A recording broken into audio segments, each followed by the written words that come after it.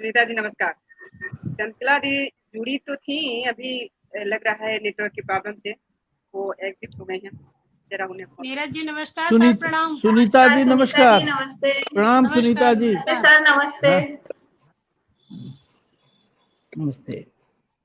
तो दोस्तों आप देख रहे हैं अगले पैनल के हमारे सभी मेहमान मौजूद हैं, सभी हमारे परिवार के मेंबर हैं और अभी हम थोड़ी देर में चंचला दी को जोड़ लेंगे।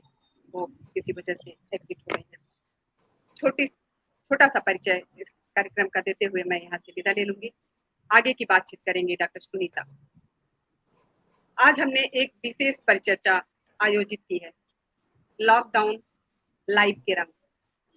इसमें हिस्सा ले रहे हैं वरिष्ठ कवि तथा काशी हिंदू विश्वविद्यालय के हिंदी विभाग के प्रोफेसर सदानंद शाही जी, कवि कथाकार तथा काशी हिंदू विश्वविद्यालय के हिंदी विभाग की पूर्व प्रोफेसर डॉक्टर चंद्रकला त्रिपाठी जी तथा बनिका पब्लिकेशंस की निदेशक डॉक्टर नीरज शर्मा। संचालन कर रही है जल जंगल जमीन से लगाव रखने वाली हिंदी की अहम आलोचक डॉक्टर सुनीता। तो आप सबका स्वागत है मेरा रंग लाइव में और मुझे लगता है कि आप लोगों को चर्चा शुरू कर देनी चाहिए और जैसे ही चंचला दी जुड़ेंगी हम उन्हें जोड़ लेंगे यहाँ पर।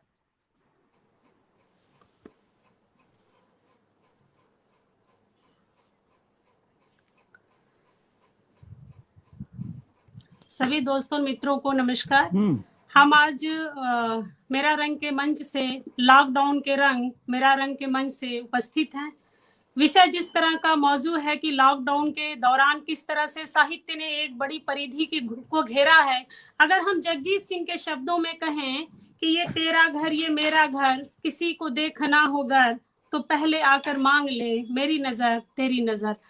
तो जगजीत सिंह की यह शब्द जो है वो कहीं ना कहीं लॉकडाउन के दौरान जो लाइव कॉल शुरू हुआ उस पर भी लागू होता है कि सबने लॉकडाउन के इस परिप्रेक्ष्य को तेरी नजर और मेरी नजर से भी देखा। हालांकि इसकी शुरुआत जब हुई 24 मार्च को जब हुआ तब एक उद्देश्य था कि देश में जिस तरह की त्रासदी पैदा हुई है, महामारी ने सबको भय से ग्रसित कर दिया था।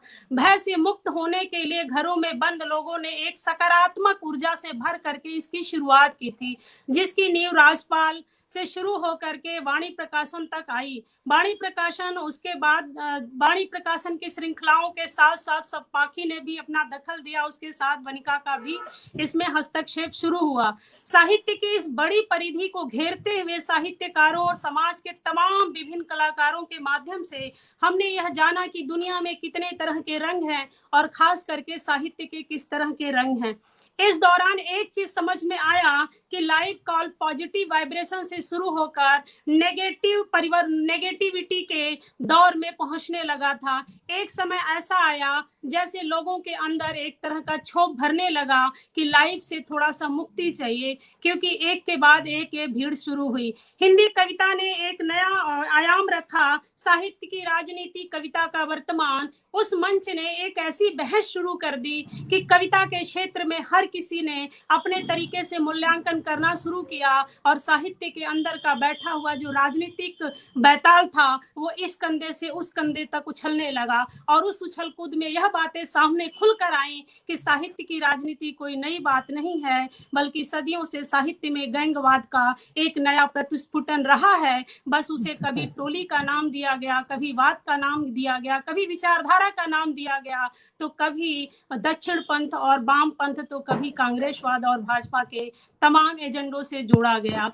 इसी दौरान देश में कई तरह की गतिविधियां भी होती हैं। कोरोना के कंधे पर बैठकर सरकार ने तमाम तरह के फैसले लिए। उस फैसले का कितना दूरगामी असर होगा वह अभी हमें तत्काल में समझ में नहीं आया। इसी दौरान राम मंदिर का शिलान्यास होता है और तमाम तरह के मुखर स्वर जो होते हैं या तो चुप हो जाते हैं या उसके साथ सहमति का स्वर मिला लेते हैं। दूसरी तरफ सुशांत का केस होता है और देश में एक नए तरह का नाट्य परिवर्तन शुरू हो जाता है और उस नाट्य परिवर्तन ने समाज को इस तरह से विकलित कर दिया कि लोग समझ ही नहीं पाए कि असल मुद्दा क्या है। और असल मुद्दा जो थी वो भूखमरी थी, बेरोजगारी थी, और वह भूखमरी और बेरोजगारी जो है नेपथ्य में चला गया। बाकी सारे मुद्दे हमारे सामने खुलकर आने लगे।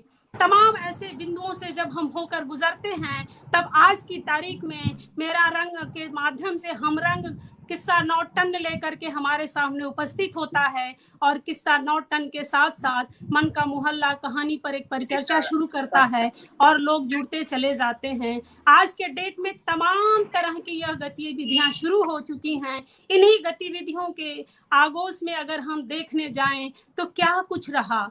हमारे साथ हैं प्रोफेसर चंद्रकला त्रिपाठी मैम, नमस्कार, आप आ गई। नमस्ते। नमस्ते प्रोफेसर सदानंद नमस्ते। शाही जी, डॉक्टर नीरज शर्मा। हम आज के जो विषय है वो आप सबको पता ही है कि तमाम मंचों के माध्यम से साहित्य की विविध गतिविधियों को एक स्वर में सामने रखने की कोशिश की गई। तो इस लाइव में स्वागत है सुनीता। चंद्रकला दी का स्वागत कर लिया जाए पहले। चंद्रकला दी को जुड़ने में थोड़ी दिक्कत हो रही थी, तो दी आपका इंतजार किए हम लोग कुछ देर, फिर हम लोग बातचीत शुरू कर दिए हैं और बहुत अभी कुछ आगे नहीं गई है बात, आप स्टार्टिंग में ही जुड़ गई हैं, तो बहुत स्वागत है आपका।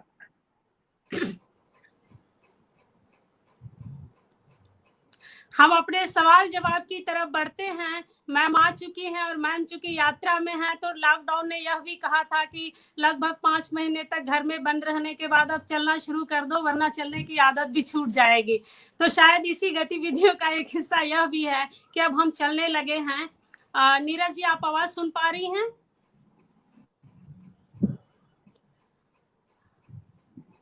सदानंद शाही सर? हाँ, आवाज सुनाई पड़ रही है सर। आप दिख नहीं रहे हैं तो मुझे थोड़ा सा लगा कि मैं क्या सवाल करूं। मेरा सबसे पहला सवाल यही है कि आप लोगों की नजर में जीवन का यह जो रंग बदला कोरोना की वजह से, इस रंग को आप लोग कैसे देखते हैं? आप लोगों ने क्या देखा, क्या महसूस किया?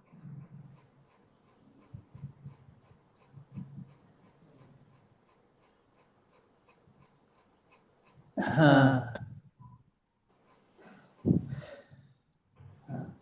ये सवाल किससे किया है आपने? सर, मैं सबके विचार इस पर जानना चाहूंगी बारी बारी।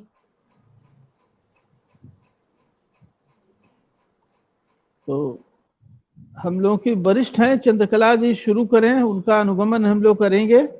जी मैम। मैम आपका माइक ऑफ है। जी मैम।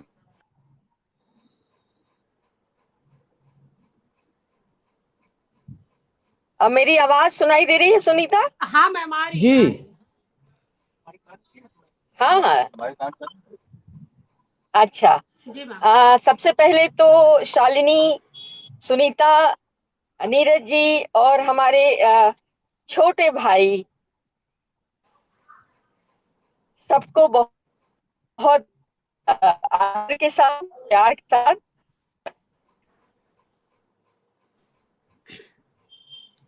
मैम, क्या कोई नेटवर्क की समस्या है? शायद रास्ते में है तो इसलिए आवाज कट कट के आ रही है। तब तक सदानंद शाही सर, आप अपने विचार रखें। मैम जुड़ेंगी तो हम उनके विचार को कंटिन्यू कर लेंगे।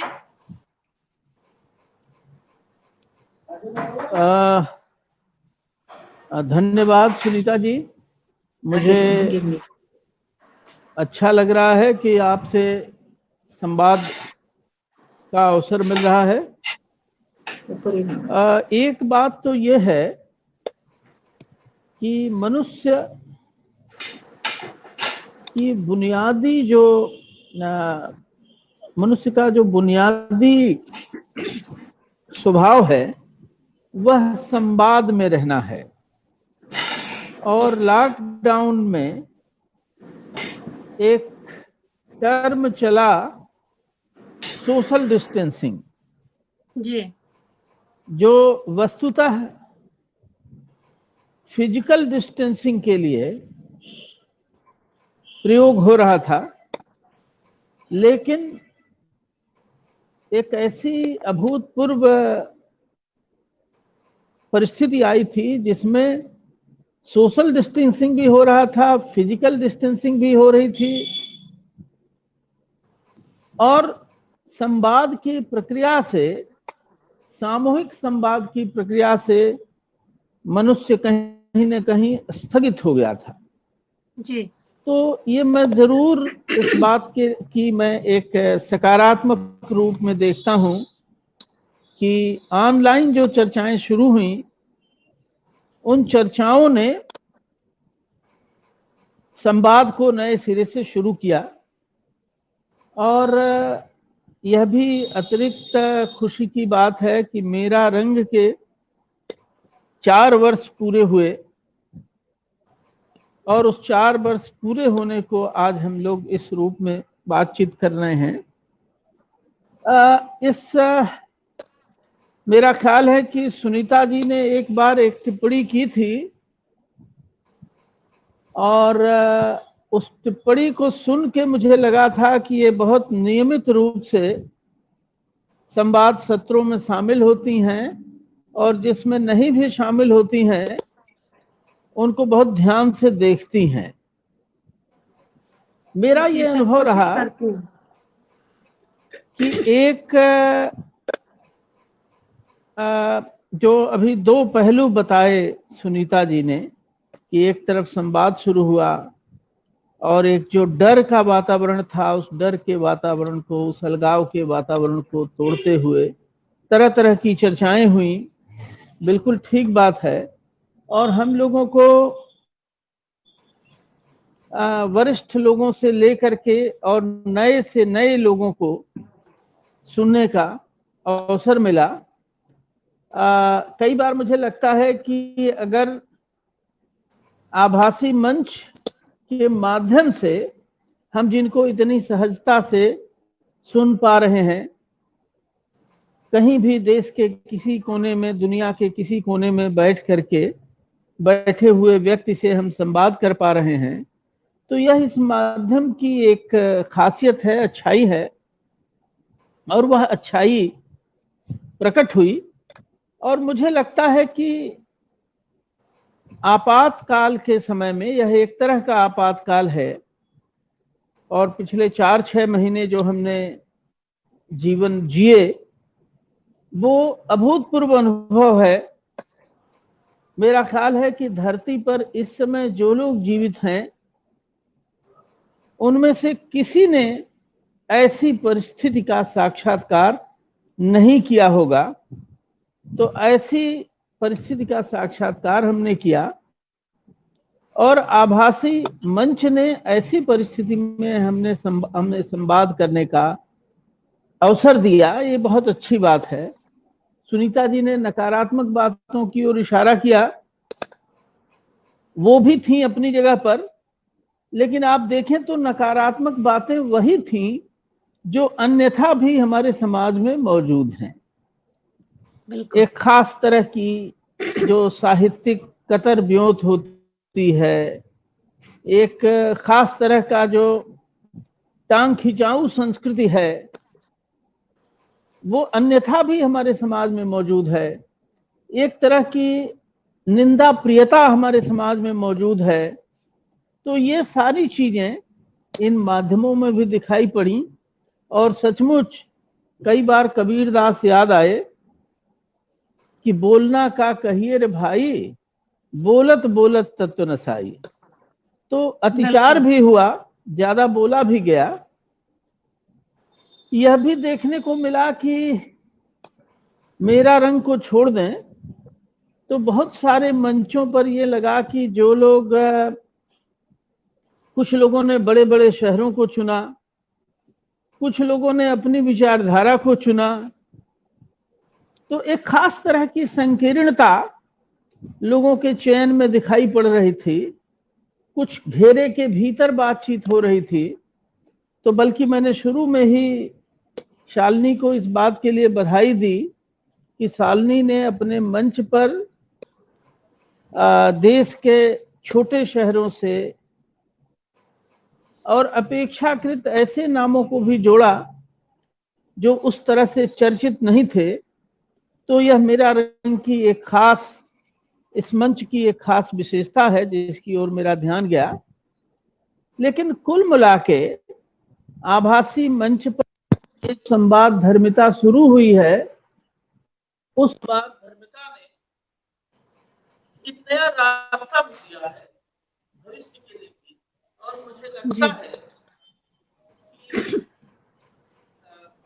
आदरणीय चंद्रकला जी सहमत होगी और नीरज जी जी ठीक जी सर, अब मैं मैम का विचार जानना चाहूंगी। मैम, आप लाइव से निरंतर जुड़ी भी रही। है कि हाइब्रिड मॉडल चर्चा का शुरू हो, इसमें 2-4 लोग जो यात्रा करके सेमिनार कॉन्फ्रेंसेस में पहुंचे, काव्य पाठ में पहुंचे, और उसी में कुछ लोग ऑनलाइन भी मौजूद रहे। तो इस तरह की परिस्थिति थी। तो हम जो गांव पर हूँ अपने, सर आप बीच में आवाज आपकी कट रही है। वाईफाई की सुविधा यहाँ उपलब्ध नहीं है, मोबाइल के नेटवर्क से ही बात कर रहा हूँ, तो इसलिए बार बार फोन आ रहा है। तो एक नई इस आभासी मंचों ने और इस बातचीत ने साहित्य में एक खास तरह का लोकतांत्रिक विवेक तो पैदा किया है। और मान लीजिए कि कुछ बड़े मंचों ने अपने कार्यक्रम संचालित किए, तो कुछ दूर दराज के छोटे छोटे मंचों ने भी अपने संवाद के कार्यक्रम शुरू किए। और कई बार हमने देखा कि छोटी जगहों पर भी बहुत अच्छी बातें हो रही थी। तो एक खास तरह की का लोकतांत्रिक स्पेस इस आभासी मंच के भीतर मैंने महसूस किया। और मुझे लगता है कि ये साहित्य के लिए तमाम नकारात्मकता के बावजूद एक बेहतर स्थिति है, क्योंकि अंततः साहित्य संवाद है और प्रथमतः भी साहित्य संवाद है। तो उस संवाद को इस विकट बेला में इस माध्यम के सहारे हमने संभव किया। तो मुझे इसकी सकारात्मकता ज्यादा अच्छी लगी। फिलहाल तो यही कहना चाहता हूँ। चंद्रकला मैम, आपका इस संदर्भ में क्या विचार है? आपने लाइव के रंग को किस तरह से देखा और महसूस किया?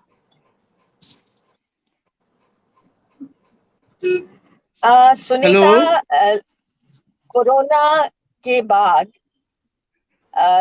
एक जो ऐसा स्तब्ध कर देने वाला जो समय आया, और उस समय को देखते हुए ऐसा लगा कि जैसे जीवन जो है एक डर के पहाड़ के नीचे आ गया, और हम लोग लगातार उस भय को बहुत बड़ा होता हुआ देख रहे थे।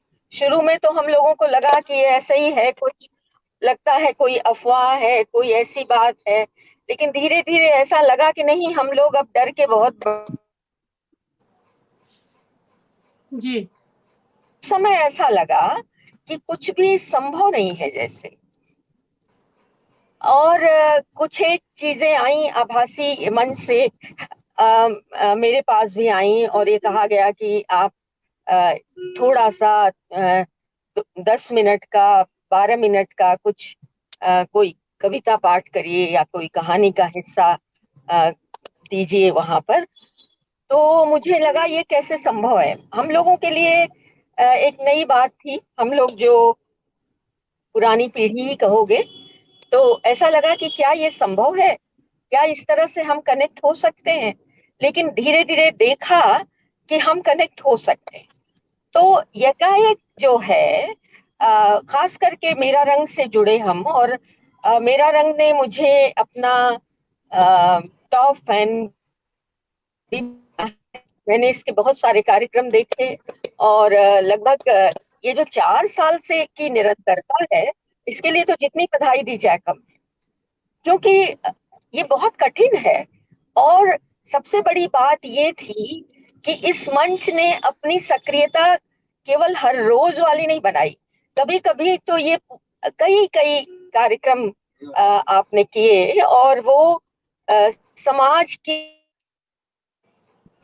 और बहुत सारी समस्याओं से जुड़े हुए थे, और एक बड़ा अनुभव का खजाना जैसे हम लोगों के पास आ रहा था।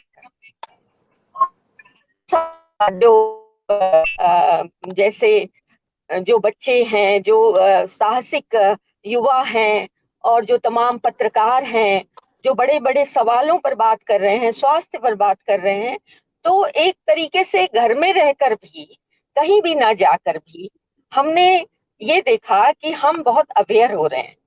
और तब ऐसा लगा कि सामाजिक रूप में और सामाजिक जवाबदेही के रूप में जीने का एक सिलसिला शुरू हुआ। मुझे बहुत अच्छा लगा। मैंने साहित्य के पक्ष पर मैं जरूर ये कहना चाहूंगी, जैसा शाही जी ने भी कहा कि ऐसा लगा कि जैसे कुछ चीजें, और बड़ा अफसोस भी हुआ क्योंकि निराश किया। फिर मुझे याद आया, क्योंकि हम लोगों ने जो देखा है ना, हम लोगों ने जो सवाल देखे हैं, बहुत बड़े बड़े सवाल देखे हैं, लेकिन हमारे समय की मित्रताएं प्रभावित नहीं होती थी। शाही जी भी जानते हैं कि एक ऐसी दुनिया है जहां पर आप मुद्दे पर उलझ सकते हैं, आप घोर असहमति बता सकते हैं, लेकिन किसी को आप केवल इसलिए कि उसे आप नापसंद करते हैं, आप उस पर वार नहीं करेंगे। तो साहित्य ये सलीका देता है, ये विवेक देता है, इसी को हम लोकतांत्रिक विवेक कहते हैं। तो मुझे याद आया कि जैसे हुआ ना कि समुद्र मंथन हुआ, तो समुद्र मंथन का जो रूपक है वो हमेशा हमें ये समझाता है कि जब आप अमृत खोजेंगे तो आपको जहर भी मिलेगा। तो अमृत के साथ जहर मिलेगा तो आप जहर से बच नहीं सकते, क्योंकि आप कुछ मथ रहे हैं, आपको बहुत रत्न मिल रहे हैं, बहुत सारी चीजें मिल रही हैं, बहुत सारी अवेयरनेस मिल रही है, बहुत सारे लोग बोल रहे हैं। आप ये देखिए कि कितने सारे लोग आपको बोलते सुन रहे हैं और कितने सारे लोग शामिल हो रहे हैं अपने सवालों के साथ। हम तो हमेशा देखते हैं, किसी का भी कार्यक्रम देखते हैं, अभी हमने देखा मनीषा कुलश्रेष्ठ का कार्यक्रम था, तो मैं सवालों को बहुत देखती हूँ। मुझे लगता है कि प्रश्नों के जरिए जो सहभागिता हुई है इन आभासिक मंचों पर, मेरा रंग समेत बहुत सारे जो मंच हैं, सुनीता सचमुच तुम्हारे लिए तो मेरे मन से बस दुआएं निकल रही हैं, क्योंकि तुमने लगातार, जैसे तुम कान होकर सुनी हो, है ना, तुम शामिल भी रहती हो और तुम सवाल भी करती हो। लेकिन हम लोगों ने देखा कि एक आध बार मुझे अनुभव है कि मुझे लगा कि कौन सी किताब, तो तुमने फट से बताया कि ये किताब। तो मुझे बहुत अच्छा लगा कि तुमने एक जो ज्ञान के क्षेत्र में जो एक सावधानी होती है, एक जवाबदेही होती है, उसके साथ तुमको भी देखा, शालिनी को देखा। शालिनी ने साहित्यिक जो कार्यक्रम थे उनको भी बड़े सलीके से और बड़े विवेक के साथ, मुझे बड़ा अच्छा लगा, क्योंकि साहित्य की दुनिया का निरंतर बढ़ना देखा हम लोगों ने। और ऐसे तो आप सोचिए, नासिरा जी का कार्यक्रम हुआ, नासिरा जी ने जब अपने रचना संसार को खोलना शुरू किया तो सब लोग पूछने लगे कहाँ मिलेगी ये किताब, कैसे पढ़ी जाए ये किताब। तो इस तरह से बहुत सारी कई साल पहले छपी हुई किताब, सूर्यबाला दी की किताब, उषा किरण खान जी की किताबें, तो इन सब पे बात हो रही है। और आप लेखक के मुंह से सुन रहे हैं, लेखिका के मुंह से सुन रहे हैं, उसकी रचना प्रक्रिया के बारे में सुन रहे हैं, उसकी प्रेरणाओं के बारे में सुन रहे हैं, और तब आपकी उत्सुकता चरम पे है, आप वो किताब पढ़ना चाहते हैं। तो जो साहित्य की दुनिया का मजबूत होना है उसको हम लोगों ने देखा। और सच में कहा जाता है कि भाई अभी बहुत सारे हम लोग जो 20वीं और 21वीं शताब्दी है, ये बहुत सारे ध्वंस की शताब्दियां हैं दोनों, है ना। 20वीं शताब्दी ने दो महायुद्ध देखे, और सारे जो मूल्य थे वो किस तरह मुंह के बल गिरे। और 21वीं शताब्दी जो है उत्तर पूंजी की शताब्दी है, और हम फिर से पुरानी किताबों की ओर लौट रहे, जिन किताबों में करुणा का पक्ष लिया गया, जिन किताबों में मनुष्यता का पक्ष लिया गया। आप कवियों की आवाज सुनिए, उनकी पक्षधरता सुनिए तो वो छटपटा कि भाई इस गूंगा कर देने वाले समय में, इस परजीविता बढ़ाने वाले समय में, ये ऐसी कंडीशनिंग वाले समय में आसरा कहाँ है, आवाज कहाँ है, किस तरीके से बोला जाए, क्या बोला जाए कि वो दिल में जाए, दिल में जाकर लगे। तो वो कविताएं हैं, वो साहित्य है, वो दुनिया में सबसे बड़ी जो मानवीय मूल्यों के लिए जो पक्षधरता है वो साहित्य के पास है पूरी दुनिया। और सबसे ओवरसीज तक गया है ना, ओवरसीज तक गया आपका मंच, तमाम मंच गए और हमने ये देखा, कई में तो तुम भी शामिल थी सुनीता, मैंने उन्हें भी सुना और क्या न बातें पता चली। कभी हम किसी बड़े फिल्म निर्देशक से मिल रहे हैं, उसका संघर्ष सुन रहे हैं, उसके पैरों के छाले सुनाई दे रहे हैं और एकाएक हम लोगों को लगता है कि महान बनना कोई बड़ी आसान बात नहीं है ना। जी हैं कि भाई ये है महान, है ना, ये इतनी मालाएं इनकी प्रतीक्षा कर रही हैं, लेकिन उस महान आदमी के संघर्ष को बताने का मंच ये। तो तब समझ में आता है कि चुनौतियां क्या होती हैं और चुनौतियों से कैसे लोग लड़ते हैं। वो भी लड़ते हैं जिनके पास रास्ते का कोई सामान नहीं होता। तो अच्छा लगा मुझे। तो मैं बहुत हम लोग, मुझे ऐसा लगता है कि सकारात्मक रहना बहुत सारे सवालों का हल है जी। और मैं हर हाल में वो एक धागा खोज लेती हूँ, हाँ, जिसमें मित्रताएं बनी रहें, है ना, क्योंकि एक मित्र खो देना समझ लो कोई बहुत बड़ा वरदान खो देना होता है ना। तो मुझे ऐसा लगता है कि किसी ने पूछा है मीडिया के प्रभाव के दौर में आप क्या मानती हैं, वो साहित्य को कैसे प्रभावित कर सकता है। तो माध्यम जो होते हैं माध्यम ही होते हैं, नीरज जी का इस सवाल माध्यम तो माध्यम होते हैं ना, तो माध्यम को कैसे आप, हाँ ठीक है, नीरज जी से भी इस पर विचार ले लेते हैं, क्योंकि नीरज जी ने खुद बालिका के माध्यम से तमाम लाइव कार्यक्रम किए हैं, तो उनका क्या अनुभव रहा, उनका जीवन रंग क्या रहा, इस लॉकडाउन के आधार पर वो अपने अनुभव साझा करें कि उनका क्या अनुभव रहा कि यह रंग कैसे कैसे देखती हैं वो लॉकडाउन के रंग को। नीरज जी। जी, सबसे पहले तो मैम को और सदानंद सर को मेरा नमस्कार, प्रणाम।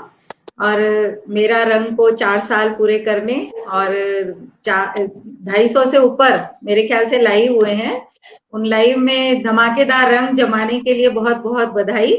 और सुनीता जी को भी बहुत बहुत बधाई सक्रियता से शामिल रहने के लिए हर कार्यक्रम में। तो अगर मैं लाइव की बात करूं तो जैसे हमारे मंच ने भी 11 अप्रैल से लाइव कार्यक्रम शुरू किए थे, बोलना पड़ेगा दिल्ली का। हाँ, आप नीरज जी कंटिन्यू रखें। हाँ, तो जब शुरू हुआ ये लॉकडाउन शुरू हुआ तो एक तरह से संवाद बिल्कुल बंद ही हो गया, क्योंकि फोन पे भी आप कितना किसी से मिलेंगे, कोई साहित्य संवाद तो करेंगे नहीं, और आपस में आप लोग बात भी हम लोग करते थे तो वो कोरोना के ही विषय में बातें होती थी, किसी से भी आपने बात की तो कोरोना। तो एक तरह से व्यक्ति जो है संवाद उसके लिए, चूंकि सामाजिक प्राणी है, बहुत जरूरी है। बिना संवाद के व्यक्ति का जीवित रहना बहुत मुश्किल है। और वो संवाद जो हो रहे थे वो भी कोरोना से ही संबंधित हो रहे थे। आज हमारे क्षेत्र में इतने निकले, आज ऐसा हुआ, आज ऐसा हुआ, उसके अलावा कोई बात ही नहीं थी। तो एक मानसिक, जिसको कुंद हो जाना कहते हैं ना, दिमाग कुंद हो जाता है, तो वो स्थिति आ गई थी। और चूंकि मैं प्रकाशक हूँ पर एक मैं लेखिका भी हूँ, तो मैंने खुद वो चीज महसूस की कि हमारे और भी मेरी जो हमारे लेखक हैं या मेरे जो दोस्त हैं उनसे सबसे भी मेरी बात होती थी, तो वो सब भी यही कहते थे कि दिमाग में कोरोना के अलावा और कुछ नहीं आ रहा है, हम कुछ रचनात्मक कर नहीं पा रहे हैं। तो साहित्यकारों को छोड़ के हर किसी की, किसी भी क्षेत्र में कोई भी व्यक्ति है, हर किसी की रचनात्मकता पे एक तरह से ब्रेक लग गया था। तो उस समय फिर ये चीज दिमाग में आई कि हम इस तरह से, जब फेसबुक ने हमें ये सुविधा उपलब्ध कराई है, तो अगर हम लाइव कार्यक्रम करते हैं तो कम से कम हम 24 घंटे में से 1 घंटा तो ऐसा निकाल सकते हैं, और वो उस 1 घंटे का प्रभाव बहुत कई घंटे तक रहता है। रचनात्मकता भी शुरू हुई। इसके बाद लोगों की उनका मन लगा, और हम अपने ही कार्यक्रम की बात नहीं कर रहे, कई सारे आते थे इस तरह के कार्यक्रम, तो उस तरह से लोगों की बहुत व्यस्तता भी हो गई। और जब धीरे धीरे बहुत सारे कार्यक्रम हो गए, जैसे अभी सर ने बोला था कि एक ऐसा सैचुरेशन पॉइंट आ गया कि नकारात्मकता आने लग गई मन में, तो वो नकारात्मकता इसीलिए कि अगर आप बहुत ज्यादा जरूरत से ज्यादा किसी को परोस देंगे तो वो हजम होना मुश्किल हो जाता है। और हर लाइव का वो स्तर भी नहीं था, हर लाइव का सेम स्तर नहीं होता है। आप कोई चीज आपको अच्छी लगती है, कोई देख के आप एकदम खोलते हैं नाक भौं सिकोड़ के, आप तुरंत उसको बंद भी कर देते हैं, नहीं आपको अच्छा लगता है, आप जब फेसबुक खोलते हैं एक के बाद एक लाइव के नोटिफिकेशंस आपके पास आने लग जाते हैं। लेकिन हाँ, जो स्टैंडर्ड के कार्यक्रम थे, जिन्होंने अपना स्तर बना के रखा, उन्हें लगातार लोगों ने सुना है। मैं खुद कई सारे कार्यक्रम अपना तो करती ही थी, लेकिन मुझे तो कार्यक्रमों ने भी व्यस्त बहुत रखा, तो मैं खुद भी करती थी, लेकिन मैं और कार्यक्रम भी सुनती थी, सबके जरूर सुनती थी, और जो मुझे अच्छे लगते थे मैं बाद में भी सुनती थी, उस समय नहीं सुन पाती थी। तो जो है कि मानसिक खालीपन, जो शून्यता आ गई थी उसको, और जो हमारे मन का डर था, कोरोना के प्रति जो डर था, उसको दबाने में, खत्म नहीं करा इसने, लेकिन दबाने में, उसके वो हमारे ऊपर जो हावी हो गया था उसको कम करने में लाइव्स ने बहुत भूमिका निभाई है। साहित्य के क्षेत्र की बात करें तो बहुत सारी नई नई जानकारियां सबको मिली हैं, केवल साहित्यकारों को ही नहीं, आम पाठक को भी और आम लोगों को भी, समाज के आम लोगों को भी, जो लोग कार्यक्रम देखते थे।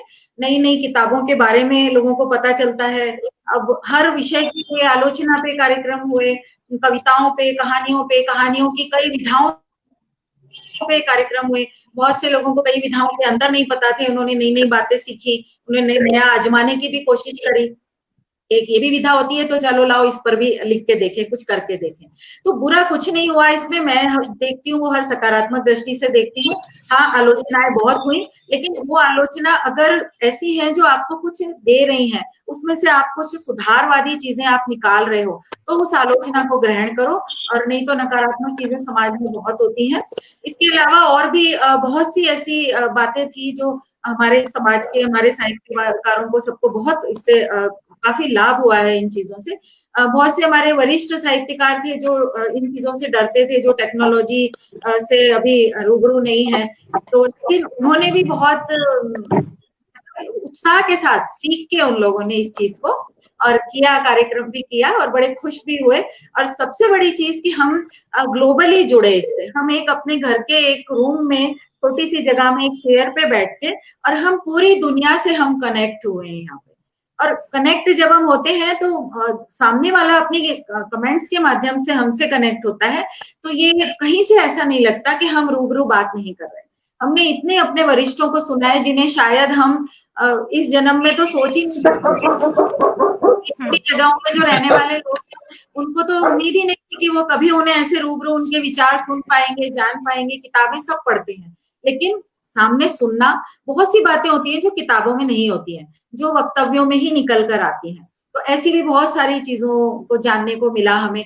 कौन क्या काम कर रहा है ये भी पता चला, कौन आलोचना में काम कर रहा है, कोई किस चीज में काम कर रहा है, क्या नया नया हो रहा है, क्या नई किताबें आ रही हैं। आपको ध्यान होगा एक गंगा शरण जी के साथ में हमने लाइव किया था, तो उसमें उन्होंने इतनी कालजयी किताबों के बारे में लोगों को जानकारियां दी थी, बाकायदा लोगों ने नोट किया, फिर वो हो सकता है मंगाई भी हो लोगों ने पढ़ने के लिए। तो बहुत कुछ सकारात्मक हुआ है, और जो हुआ है वो हमें कोरोना से का भय कम करने के लिए इस लाइव ने जो है बहुत ज्यादा रोल अच्छा निभाया है। इतना ही कहूंगी मैं। जी, बहुत बढ़िया। वाकई में कोरोना ने कई सारे बहुरंग तो हमें दिखाए हैं, लेकिन एक चीज और कोरोना के दौरान हुआ कि इस 5 महीने के दौरान हमने यह ध्वंस भी देखा कि दवा के अभाव में, आर्थिक अभाव में बहुत सारी जिंदगियां समय से पहले समाप्त भी हो गई। तो शायद उस दर्द को भी मिटाने में, कहीं ना कहीं विषयांतर करने में इस लाइव ने हमें एक स्पेस दिया है। आप सभी, चूंकि सभी लोग लिखने पढ़ने के विधा से जुड़े हुए हैं, मेरा अगला सवाल है कि कोरोना ने तमाम तरह की जिंदगियां बर्बाद कर दी, जबकि कहा जाता है कि दुख दर्द पीड़ा की अभिव्यक्ति हमेशा लोगों से जोड़ने के लिए होती है, वो एक तरह का शिल्प का काम करती है। एक रचनाकार के लिए कौन सा माहौल बेहतर होता है, मनोकूल होता है, सामान्य परिस्थितियां अच्छी होती हैं, या कोरोना काल के समय में जो सृजन हुए हैं, जिस तरह से किताबें आई हैं, तो क्या कोरोना ने सृजनात्मक भी बनाया है? आप लोगों को क्या लगता है? प्रोफेसर सदानंद साई जी।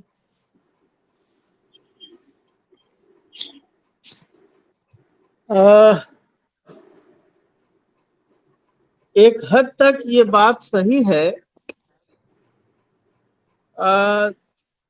ये कोरोना का, जैसा कि मैंने कहा कि हम सब में से किसी ने भी ऐसी परिस्थिति की कल्पना नहीं की थी।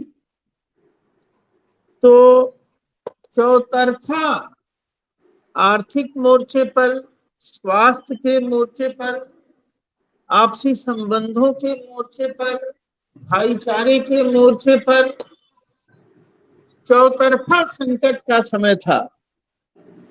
और इसने जिस तरह से हमारे रचनात्मक मस्तिष्क पर दबाव बनाया है, अभी जो रचनाएं हमको दिखाई पड़ रही हैं, तत्काल जो रचनाएं आई हैं, वह एक जिसको कहते हैं टिप ऑफ आइसबर्ग भर है। इसने बहुत सारी परिस्थितियां पैदा की हैं और हमारे रचनात्मक मन मस्तिष्क को बहुत गहराई में प्रभावित किया है। और आने वाले वर्षों में मुझे लगता है कि ठीक ठीक ढंग से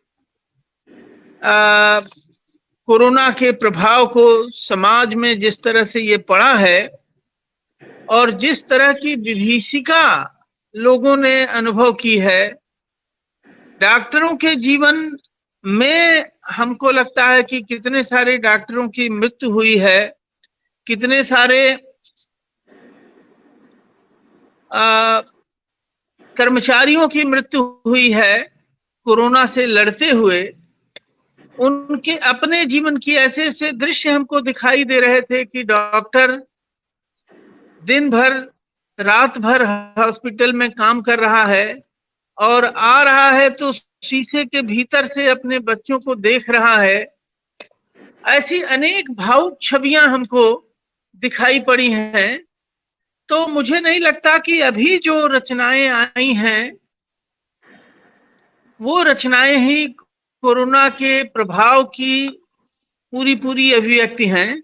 मुझे लगता है कि आने वाले समय में जिस विभीषिका का, जिस मानवीय अनुभूतियों में जो एक तरह की इस आपदा ने एक तरह का जो घनत्व पैदा किया है, उसकी अभिव्यक्ति आने वाले समय में दिखाई पड़ेगी और उपन्यास की शक्ल में दिखाई पड़ेगी, महागाथा की शक्ल में दिखाई पड़ेगी। तो ये ठीक बात है कि इसने हमारी रचनात्मकता के लिए बहुत सारी सामग्री दी है। लेकिन जैसा कि रचना प्रक्रिया में होता है कि तुरंत भी चीजें आती हैं और बहुत सी रचनाएं हमको अच्छी दिखाई भी पड़ रही हैं, लेकिन सब कुछ तुरंत नहीं आता। तो इसका अच्छा आना, अच्छे साहित्य का आना और ऐसे साहित्य का आना जो कि आने वाले पीढ़ियों को कोरोना की विभीषिका का, बहुआयामी विभीषिका का साक्षात्कार करा सके, अभी उसका आना बाकी है। और मैं समझता हूं कि उसके लिए हम लोग, हम सबके भीतर एक अनुभव पल रहा है और समय आने पर वह अनुभव व्यक्त होगा।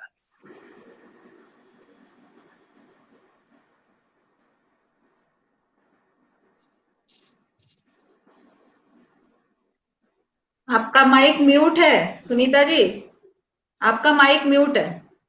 चंद्रकला मैम, मेरी आवाज मिल रही है? जी हाँ, जी मैम, अगला सवाल हम आपसे, अगला विचार मैं आपसे जानना चाहती हूँ कि अक्सर संकट में हम अक्सर ऐसा होता है कि हम अपेक्षा करते हैं कि संकट में हम एक दूसरे के करीब रहें, एक दूसरे की देखभाल करें, लेकिन कोरोना ने कहा कि हमें सोशल डिस्टेंसिंग रखती है। इसने एक मानसिक तौर पर हमें एक आक्रांत माहौल दिया। इस आक्रांतक माहौल में भी बहुत सारे लोग सकारात्मक बने रहे, लेकिन इस सकारात्मकता में भी बहुत सारे अवसाद के अड़ु पाए गए। आप इसको कैसे देखते हैं? इसकी अवधारणा को कैसे रेखांकित करेंगे? आ, कोरोना के बाद जो दृश्य हम लोगों ने देखे आ, अपने देश में खास करके, और जिस तरीके से एक नया आ, विस्थापन हुआ मजदूरों का बहुत बड़ी संख्या में, और उसके वो हम लोगों ने बहुत सारे माध्यमों से देखे, टेलीविजन ने तो दिखाए ही, और बहुत सारी खबरें आई, अपने लोगों से आई, अपने लोगों के जरिए आई, तो उसने बहुत बहुत ज्यादा उदास किया।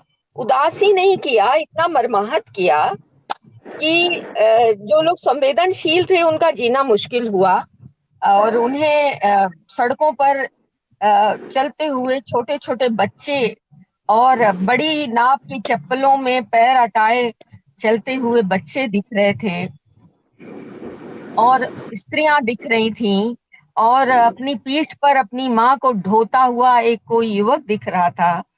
बहुत सारी चीजें थी। तो जो एक निजी जिंदगी के दुख होते हैं ना, हम जैसे लोगों को ये जो दुख होते हैं, एकाएक बड़े नकली हो उठे। ऐसा लगा कि क्या जिंदगी है, हम जिनका जीवन जरा सा भी प्रभावित नहीं हुआ, जरा सा भी कि कोई चीज कम पड़ जाए, या आप अगर एक बहुत सुविधा संपन्नता का जीवन जीते हैं तो आप काफी कुछ आप संभाल लेते हैं कोई भी संकट आने पर। तो हम बहुत तुच्छता का बोध हुआ, बहुत ही ज्यादा। ऐसा लगा कि क्या किया जाए, क्या किया जाए कि ये यातनाएं जो यहाँ से वहां तक चलती हुई दिखाई दे रही हैं, हमारे देश में ही नहीं, हम लोगों ने दुनिया में भी देखा। बहुत सारी बहुत ही अमानुषिक खबरें आई कि भाई लोग किनको बचाएंगे। ऐसा लगा ना कि जैसे कोई एक बड़ा जहाज फंस गया लहरों में, अब उसको खाली करना है और वो खाली होकर ही बचेगा। तो ये हुआ कि उनको फेंक दिया जाए जिनका जीवन एक तरीके से पूरा हो गया है। या भेड़िए कहानी जो भुवनेश्वर की है, जिसमें भेड़िए पीछा करते हैं और वो कैसे बारी बारी से वो सबको फेंकता जाता है भेड़िए के आगे। तो वही लग रहा था कि जैसे बहुत से लोगों की जिंदगी का कोई मूल्य ही नहीं है। ये जो एक समय दिखा है, जैसे शाही जी ने कहा कि ये जो समय है, इसमें जो अनुभव हैं, ये इन अनुभवों के लिए जैसे भाषा ही खत्म हो चुकी। तो हमारी निजी जिंदगी की बहुत सारी जो जिसको कहते हैं कि सुख जीविता है, वो बहुत नंगी हुई, और ऐसा लगा कि जीने का हक तो नहीं है। और बहुत सारे लोगों ने ये तरीके खोजे। आपको पता होगा, बहुत सारे शहरों में लोगों ने ऐसे लोगों की मदद करने के बहुत तरीके खोजे। इस समय भी फर्जीपना भी बहुत था कि कुछ लोग करते कुछ नहीं थे लेकिन दिखा रहे थे कि बहुत कर रहे हैं, लेकिन करने वाले भी थे। और उन करने वालों ने कहीं नहीं हाथ खड़ा किया, उंगली उठाई कि मैंने बहुत किया। खून देने वाले थे, रक्त देने वाले थे, राशन पहुंचाने वाले, पानी पहुंचाने वाले, चप्पलें खरीद के ले जाने वाले, बहुत सारे हमारे यहाँ बनारस में हाईवेज पे स्टूडेंट सब कुछ भूल कर जमे रहते थे, किसकी मदद करें, और वो सबके पास जा रहे थे। तो ये जो समय था ना, वो बिल्कुल हमारी मानवीय संवेदनशीलता की कसौटी था। मुझे तो बहुत लगा कि अगर हम अपने दुख का, कि बहुत से लोगों ने कहा डिप्रेशन हो रहा है, मैंने कहा किस बात का डिप्रेशन हो रहा है? किसी को डिप्रेशन हो रहा था कि बच्चा वहां है, किसी को डिप्रेशन किसी और तरीके का था। मैंने कहा कोई डिप्रेशन नहीं, इस समय देखो कि क्या हो रहा है, कैसे वो जिंदा बचे। कैसे एक किसी ने लिखा था, बहुत प्रसाद केदार जी की कविता है ये, शाही जी को शायद याद भी होगी, कि मृत्यु की जो सुंदरता है उस पर शायद दुनिया में अभी सबसे असली कविता लिखी जानी बाकी है। तो बिल्कुल, तो ऐसा लग रहा था कि कवि ने कोरोना से तो बहुत पहले वो चले गए। केदार जी की कई कविताओं में वो करुणा की धारा बहती हुई दिखाई देगी, जो ये कह रही है कि अमानुषिकता और बर्बरता का जो ये रूप है। आप किसी बाहरी चीज से मरेंगे उससे पहले आप अपने भीतर की अमानुषिकता से मर चुके हो। आपके भीतर जो एक अमानुषिक की हम बचे रहें, चाहे चारों तरफ आग लगी हो लेकिन हम बचे रहें, हमारा ऑक्सीजन बचा रहे, हमारा पानी बचा रहे, तो ये खोजते हुए हम लोग आ गए हैं ना पृथ्वी को नष्ट करते हुए। तो कोरोना ने उन लोगों को खड़ा किया है जो छोटी छोटी लड़ाइयों से बड़ी लड़ाई लड़ना चाहते हैं। वो अपने पड़ोस की भी हो सकती है, मोहल्ले की भी हो सकती है, हमारे शहर की भी हो सकती है। तो उससे अगर हम लोग जुड़ते हैं ना, तो हम कभी कभी हमें कोई ऐसा नहीं लगेगा कि हमारे जीने का कोई मतलब नहीं है। क्योंकि देखिए, जीने का मतलब यही होता है कि आपका कोई एक स्पष्ट योगदान हो अपने समय के भीतर, है ना। कविता कहानी का योगदान तो है ही, लेकिन उससे पहले मनुष्य होने का भी योगदान होता है। तो मुझे लगता है कि वो बड़ा बड़ा जरूरी है। और कम से कम ये अगर हम लोग संभाल ले जाएंगे तो। और दूसरी चीज मुझे शायद याद आ रही थी शाही जी को सुनते हुए कि बहुत जरूरी है कि इस समय का जो सोशियो पॉलिटिकल सिनेरियो है और तमाम चीजें हैं, एक कर्टेन पड़ा हुआ है जिसके पीछे पता नहीं क्या क्या हो रहा है। तो कोई आला दिमाग, कोई आला कलम उस पूरे रहस्य को भेद सके और एक एक ऐसी किताब लिखी जा सके जिसे लेखक ही नहीं हम सब लोग अपने सिरहाने रखना चाहिए, तो वो बड़ा जरूरी हो सकता है कि ये समय आए। और ये बहुत बड़ी परीक्षा है। तो मैं तो यही कहूँगी जी, इस परीक्षा की घड़ी में तमाम छोटे छोटे अवदानों के रूप में लेखक मेरे सवाल के अंतर्गत अलग अलग माध्यमों पर बड़े बड़े प्रकाशकों ने भी शुरू किया और वाणी प्रकाशन ने एक श्रृंखला भी शुरू किया जो एकेडमिक तौर पे उसको हम कह सकते हैं हिंदी साहित्य पुनर्दृष्टि के तौर पर। तो वो भी एक अलग आयाम जोड़ता है। लेकिन ये सारे आयामों के बीच में नीरज जी से हम जानना चाहेंगे, चूंकि वो डॉक्टर भी हैं, तो साहित्यकार हृदय के साथ साथ वो एक प्रोफेशनल डॉक्टर भी हैं। तो डॉक्टर रहने के दौरान आपके सामने तमाम तरह की चुनौतियां भी आई होंगी वर्क फ्रॉम होम के दौरान। तो आप अपना वो अनुभव साझा करें कि किस तरह से साहित्य और लाइफ के साथ साथ संतुलन बनाते हुए आप अपने उस पेशे के साथ न्याय कर पा रही थी। जी बिल्कुल, चुनौतियां तो बहुत थी क्योंकि एक लेखक और डॉक्टर दोनों का ही संबंध संवेदनशीलता के साथ होता है। तो इसलिए इस स्तर पर तो कुछ सोचना ही नहीं होता है, क्योंकि लेखनी भी संवेदना के साथ जुड़ी हुई होती है और डॉक्टर भी जुड़ा हुआ होता है। अब चूंकि कोरोना काल था और ऊपर से सरकार की तरफ से हम जो प्राइवेट डॉक्टर्स हैं उनके ऊपर एक ये बैन था कि आप किसी को, चूंकि हमारा यूपी में आता है, तो यहाँ उन्होंने प्राइवेट हॉस्पिटल सारे बंद करवा दिए थे, नर्सिंग होम्स। उन्होंने ये कहा कि आप केवल इमरजेंसीज देख सकते हैं, इसके अलावा जो कोई पेशेंट आपको देखना है वो आप फोन कॉल पे बात कीजिए और उनको व्हाट्सएप मेडिसिन कर दीजिए। तो कुछ समय तो इस तरह से चलता रहा। छटपटाहट हमारे भी मन में होती थी कि हमारा पेशेंट है, परेशान है, कैसे वो कर रहा होगा। लेकिन होता था, हम लोग कभी कभी जो हमारे आसपास के या जो नजदीकी होते थे उन्हें बुला के देख भी लेते थे। मैं ओपनली कह रही हूँ, चोरी छुपे भी देख लेते थे हम लोग, क्योंकि वो जरूरी था उस समय। तो लेकिन हाँ, एक डर जरूर, चूंकि डॉक्टर भी इंसान तो है ही, बीमारी कोरोना ना डॉक्टर देखेगी ना कुछ और देखेगी। लेकिन हाँ, पूरी प्रिकॉशंस के साथ में हमने कभी ऐसा नहीं किया कि किसी को मना किया हो कोरोना की वजह से कि आपको कोरोना है, हो सकता है, या आपको हम नहीं देखेंगे। तो ये चुनौती हमारे सामने तो बिल्कुल रही है। और चूंकि मैं अगर अपनी बात करूं केवल, तो मेरा चूंकि नर्सिंग होम भी घर के ही बगल में है और दोनों चीजें अगल बगल में हैं, तो मुझे इतनी ज्यादा दिक्कत नहीं आती थी कि मुझे साहित्य का काम, लाइव का काम भी करना है और मुझे नर्सिंग होम का भी करना है। दिन में नर्सिंग होम का काम करती थी, शाम को मैं लाइव के लिए तैयारी करती थी। बहुत सारे काम होते हैं लाइव के लिए, ऐसा नहीं होता है कि एकदम से कोई कहीं एकदम आ जाएगा लाइव पे। तो ये सारे संतुलन में बिठा के, शुरू से ही मुझे आदत है इस चीज की, क्योंकि मैं पहले से ही ये सब काम करती आई हूँ। एक लाइव ही नया जुड़ा था मेरे साथ, तो इसने मुझे इतनी ज्यादा समस्या नहीं महसूस हुई, क्योंकि मैं करती रही हूँ शुरू से ये काम। मतलब आप इस चीज को चुनौती की तरह उस तरह से नहीं लिया, क्योंकि आपके सामने वो चुनौतियां पहले से ही रही हैं। मैं एक दूसरे तरफ लाइव के कुछ कार्यक्रमों को लेकर के बहुत अच्छी चर्चा हुई, उसमें से हिंदी कविता ने शुरू की थी। वो विषय उनका था साहित्य की राजनीति और कविता का वर्तमान। मेरे ख्याल से तमाम लोगों ने उसको सुना भी होगा। हम इससे संदर्भ में एक सवाल आप सबके सामने रखना चाहते हैं कि हिंदी कविता ने जो हिंदी साहित्य में राजनीति की बात की शुरुआत की, उसे आप पहले की राजनीति और अभी लाइव काल के दौरान की राजनीति को कैसे देखते हैं, प्रोफेसर सदानंद शाही जी?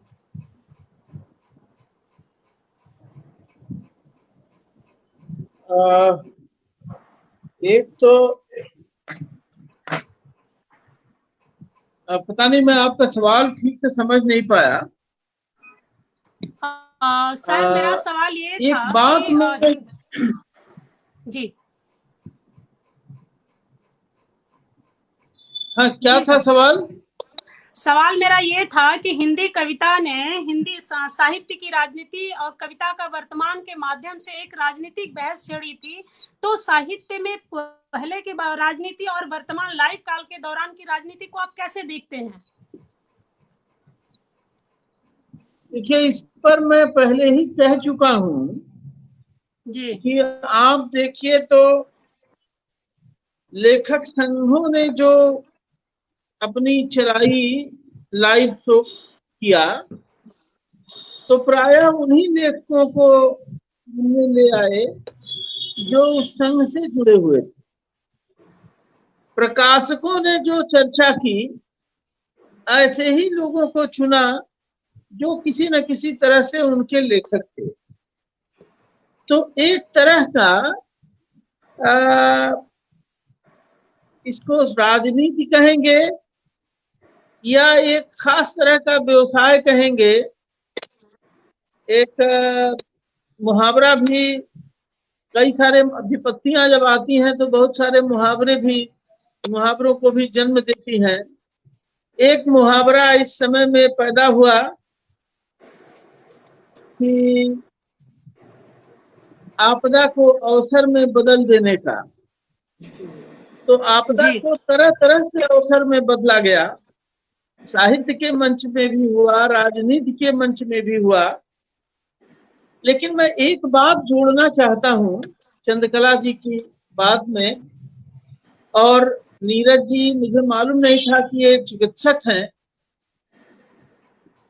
ऐसे बहुत से लोग मुझे दिखाई पड़े जिन्होंने अपने जीवन को खतरे में डालकर दूसरे लोगों की मदद की। वो डॉक्टर भी थे, वो गैर डॉक्टर भी थे, वो कवि थे भी और गैर कवि भी थे। ऐसे तमाम लोग थे जिन्होंने अपनी जिंदगी की परवाह न करके जरूरतमंद लोगों की मदद की। और इस चीज ने कई बार ऐसे लोग मदद करते हुए दिखाई पड़े, अन्यथा जिनके बारे में हमारी राय होती है कि क्या ये संवेदनशील है, क्या इनमें दूसरे के दुख को समझने की क्षमता है। तो करुणा के ऐसे स्रोत हमको दिखाई पड़े, अलक्षित स्रोत दिखाई पड़े, और इससे मनुष्यता में हमारा विश्वास प्रबल हुआ। एक बात ये कहना चाह रहा था मैं। दूसरी बात, जैसे एक हमारे मित्र हैं बलिया जिले के, बहुत अच्छे लेखक हैं, रामजी तिवारी। और जब ये मजदूरों का पलायन हो रहा था, उस दौर में दिन रात लोगों की मदद कर रहे थे, और मदद करते करते अंत में वो खुद चपेट में आ गए कोरोना के। ईश्वर की कृपा से वो ठीक होकर वापस लौट आए हैं और अपनी जिंदगी में फिर काम कर रहे हैं। ऐसे बहुत से लोग आपको मिलेंगे। बहुत से डॉक्टर ऐसे हैं जिन्होंने सब कुछ सारे खतरे का सामना करते हुए, और अभी नीरज जी बता रही थी कि एक निर्णय हो गया था कि प्राइवेट चिकित्सक जो है इलाज नहीं करेंगे। उससे इतने तरह की पेचीदगियां पैदा हुई कि कोई मरीज जिसको कोरोना नहीं है दूसरी बीमारी है, लेकिन चिकित्सक की सलाह के बगैर के अभाव में उसने अपनी जिंदगी गंवाई, और इसको लेकर के एक चिकित्सक के मन में कितना अफसोस है रह गया। तो ऐसी बहुत सारी कहानियां हैं, आपको ध्यान होगा। और केवल कवियों और लेखकों तक ही बात सीमित नहीं है, कला के अन्य माध्यमों में भी आप देखें। आदरणीय चंद्रकला जी जानती हैं, इनके भी मित्र हैं और हमारे भी मित्र हैं। हमारे शहर की एक बड़ी महत्वपूर्ण चित्रकार हैं मृदुला सिन्हा जी। उन्होंने इस पीरियड की बहुत सारी कलाकृतियां बनाई हैं, और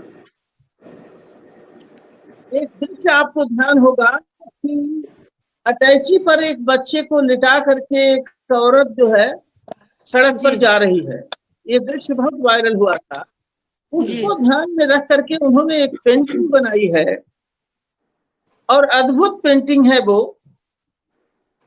तो मैं ये कह रहा हूं कि इसके बहुआयामी दुख ने कला से जुड़े हुए जितने भी माध्यम हैं, जितने भी तरह के मन हैं, हर तरह के मन को प्रभावित किया है, और बहुत एक नए सिरे से मनुष्यता का भी उत्खनन हुआ है। ऐसे ऐसे स्रोतों पर हम मनुष्यता को देख पा रहे हैं जहां हमें मनुष्यता की और संवेदना की उम्मीद नहीं थी। इस बात का दुख जरूर है कि जो संवेदना का और करुणा का और मनुष्यता का दावा करते रहे हैं, कई बार उनके यहाँ मनुष्यता का अभाव दिखा, लेकिन जो दावा नहीं करते हैं उनके यहाँ मनुष्यता का वह स्रोत दिखाई पड़ा। तो कोरोना ने मनुष्यता का यह रंग भी दिखाया। तो मैं समझता हूँ कि बहुत आने वाले समय में, बहुत दिनों तक कला की दुनिया में इस अनुभव संवेदन का की व्यक्ति हमको दिखाई देती रही। जी चंद्रकला मैम, मैं इसी सवाल पर और राजनीति का जानना चाहूंगी। जी सर। जी जी जी सर। साई सर बताएं। जी जहां तक राजनीति की जहां तक बात है, तो एक चाहे साहित्य हो चाहे राजनीति वास्तविक हो, मुझे चंद्रशेखर जी का एक वाक्य याद आता है। एक बार चंद्रशेखर जी से कहा गया, किसी ने कहा कि आप राजनीति कर रहे हैं, तो उन्होंने जवाब दिया कि भाई राजनीतिक पार्टी है, राजनीति नहीं करेंगे तो क्या करेंगे, हम कोई भजन मंडली थोड़ी है कि भजन करेंगे। तो राजनीति साहित्य में भी हो, जीवन में भी हो, लेकिन कैसी राजनीति हो, राजनीति का स्वरूप कैसा हो, राजनीति मनुष्य के लिए हो, राजनीति जीवन के लिए हो, या इसके उलट हो, सवाल ये है।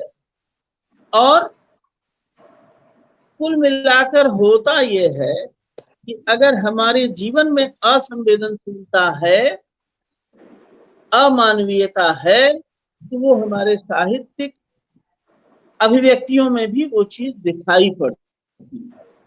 तो जो राजनीति हुई, वह राजनीति, मैं ये सिर्फ ये कहना चाहता हूं कि अन्यथा भी वो हमारे जीवन में है।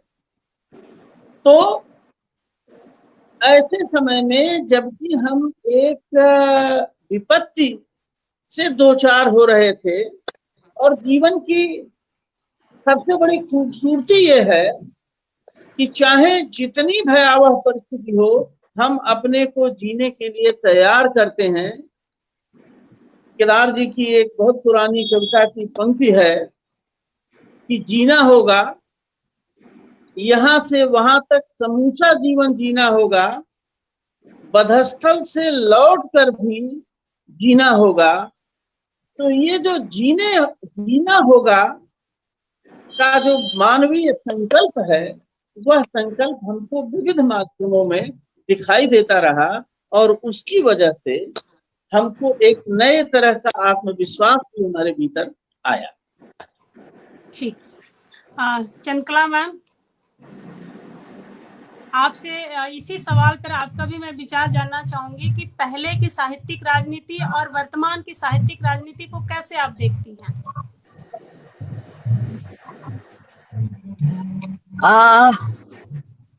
सुनीता, एक तो मुझे ध्यान में आ रहा है आपका सवाल सुनते हुए कि जब लाइव कार्यक्रम आने लगे और लगभग बहुत सारी सक्रियताएं दिखाई दी, बहुत सारे पन्ने खुले और बहुत लगभग एक दिन में 2-2, 3-3 लाइव की स्थिति थी। और कभी कभी लगता था जिनकी रुचि है लाइव देखने में या जो किसी अच्छे लेखक को या किसी को सुनना चाहते हैं तो उनको असमंजस भी होता था कि कहाँ जाएं, कैसे सुने। फिर ये होता था कि भाई बाद में सुन लिया जाएगा। तो लेकिन उसको लेकर एक बड़ी नकारात्मक बात चल पड़ी थी कि लोग लाइव आ रहे हैं, यानी जैसे कि कोई धंधा पकड़ लिया हो, है ना, कि भाई लाइव आ रहे हैं, बहुत लाइव आ रहे हैं, बहुत ज्यादा, यानी बहुत ज्यादा नाम चाहते हैं लोग, बहुत यश चाहते हैं और बहुत सारी जैसे कि कोई नोबेल ही मिलने वाला है लाइव आने वालों को। तो उस तरह की बहुत सारी बातें सुनाई देती थी। उसको लेकर लगता था कि भाई लोग कितना फौरी होते हैं सोचने में, क्योंकि अगर आपको इस तरह के आभासी माध्यमों पर सुनना है तो आप चुन सकते हैं नहीं सुनना। उसमें आप शिकायत क्यों करते हैं? भाई आपको लाइव आने से लोगों को किसी दुश्मन के लाइव आने से आपको समस्या है तो उस दुश्मन को आप भी मत देखिए। कई लोगों को बता दीजिए फोन करके कि भाई उसको मत देखना, और या फिर किसी को लगा दीजिए कि भाई ट्रोल करो और अनबन सवाल पूछो, उसका दिमाग सही करो। तो अगर आप चाहें तो भाई सब कुछ कर सकते हैं।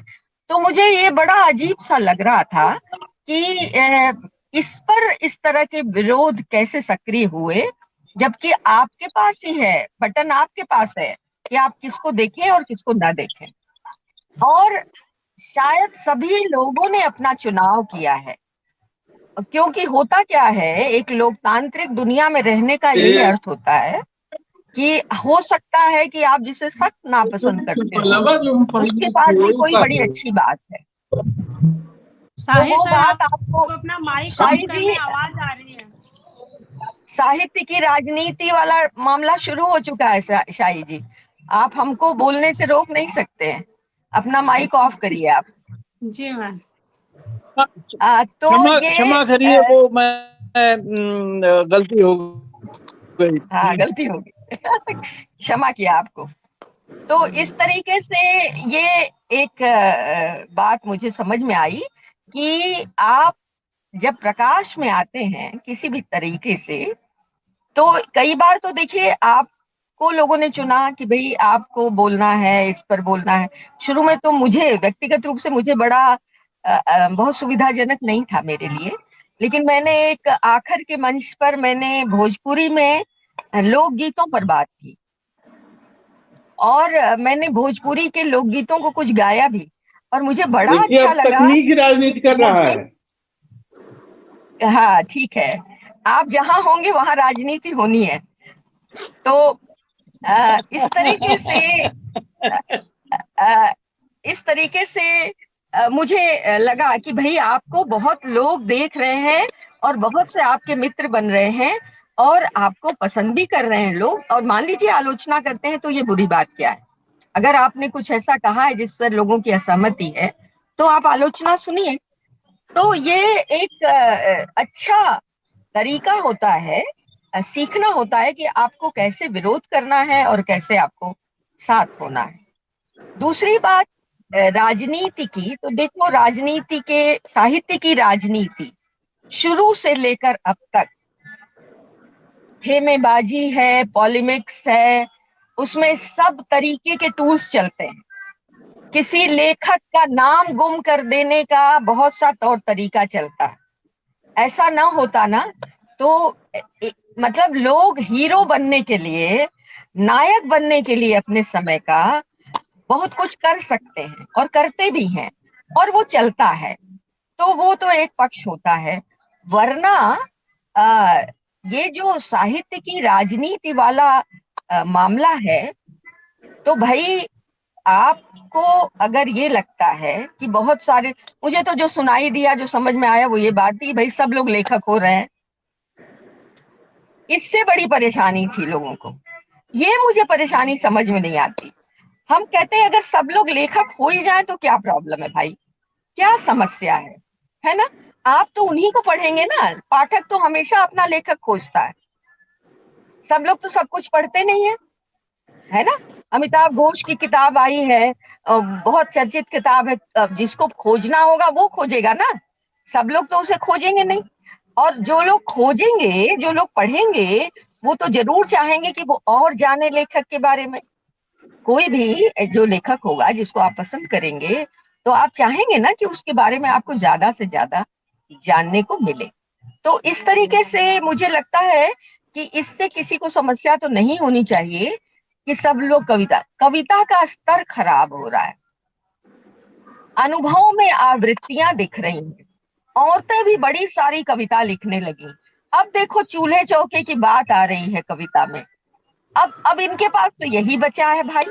अरे क्या है, अगर ये एक मंच है, आभासी मंच है, और सबको लगता है, बहुत सारी कविताएं पढ़कर बहुतों को लगता है कि वो लिख सकती हैं, तो आप जब लिख रहे हैं ना, तो अपने अनुभवों से कुछ जोड़ रहे हैं। हर कॉर्नर से अनुभव आ रहा है। कितनी सारी कविताएं आई जिन्होंने बताया, अभी तक तो इतनी बात होती थी कि स्त्री श्रम जो है उसका जो पक्ष है वो अदृश्य रहा आया स्त्री कविता में। स्त्रियों ने खुद भी अपने श्रम के पहलू पर बहुत बात नहीं की, उन्हें भी वो एक मोड़ था, वो उसमें चली गई कि वो उसी तरह से बात की जाए अपनी आजादी की, और उन्होंने बहुत सारी चीजें अख्तियार की, लेकिन उनका श्रम किस तरह से उन्हें रिड्यूस करता है उनके परिवारों में, इस पर बात नहीं हो रही थी, अब हो रही है। अब कितनी कविताएं आ रही हैं जो ये बता रही हैं कि वो जो श्रम है, वो जो पसीना है, वो जो आंसू है, उसने कैसे उसको अमूर्त किया और अदृश्य किया संसार में। तो चाहे वो बड़ी बचकानी सी ही कविता क्यों ना हो, लेकिन अगर उसमें कोई एक कौंध है, कोई एक चमक है, चाहे वो किसी एक लाइन में है, तो सबसे बड़ी बात है कि उसने अपने को अभिव्यक्त किया है, उसने खोजा है। क्योंकि जो भी रचता है ना, वो खुद को खोजता है, और जो खोजता है वो उसकी आजादी होती है। तो साहित्य ने मनुष्य को अपनी आजादी खोजने का मंच दिया है, और अब उसके बाद उसका जो भी टकराव होगा अपने समय से, अपने समय के इतिहास से, जैसे एक बात ये कही जाती है कि स्त्रियों के रचने में उनका समय अनुपस्थित होता है। तो समय क्या कोई स्थूल अवधारणा है? समय को क्या आप किसी एजेंडे में ही देखेंगे? किसी राजनीतिक खबर में ही समय दिखाई देता है? समय बहुत तरीके से दिखता है रचनाओं में, तो उसको आप देखिए, और इस तरीके से आपको देखना है अपने समय को। और मुझे लगता है कि साहित्य की राजनीति इन दिनों बहुत सा कचरा आया बाहर, और वो लोगों के मन का कचरा था, तो उससे बहुत सारे लोगों के बारे में आंखें जो हैं साफ हुई। जी देखना मतलब देखना दुरुस्त हुआ, क्योंकि जब कोई एकदम बिफर के कह रहा है अरे आपने उनकी क्यों तारीफ की, और उसके बाद उसने पूरा आके आकर ये तारीफ करने लायक नहीं है, आपको पता नहीं है फलाना दिमागा, तब समझ में आया कि भाई ये भी चलता है। तो ऐसा भी हुआ। और देखिए जो भी चैलेंजेस होते हैं, वो चैलेंजेस अगर आप उसको ठीक से लें तो आपकी मदद करते हैं। मेरा ख्याल है कि ऐसा ही हुआ है। और साहित्य की राजनीति को अगर ये मतलब है कि कुछ ही लोग लेखक रहे पृथ्वी पर, बाकी लोग केवल पाठक रहे या श्रोता रहे, तो वो अलग बात है। लेकिन अगर पृथ्वी लेखकों से भर जाए तो मुझे लगता है वो सबसे अच्छा दिन होगा। मैं तो ये समझती हूँ।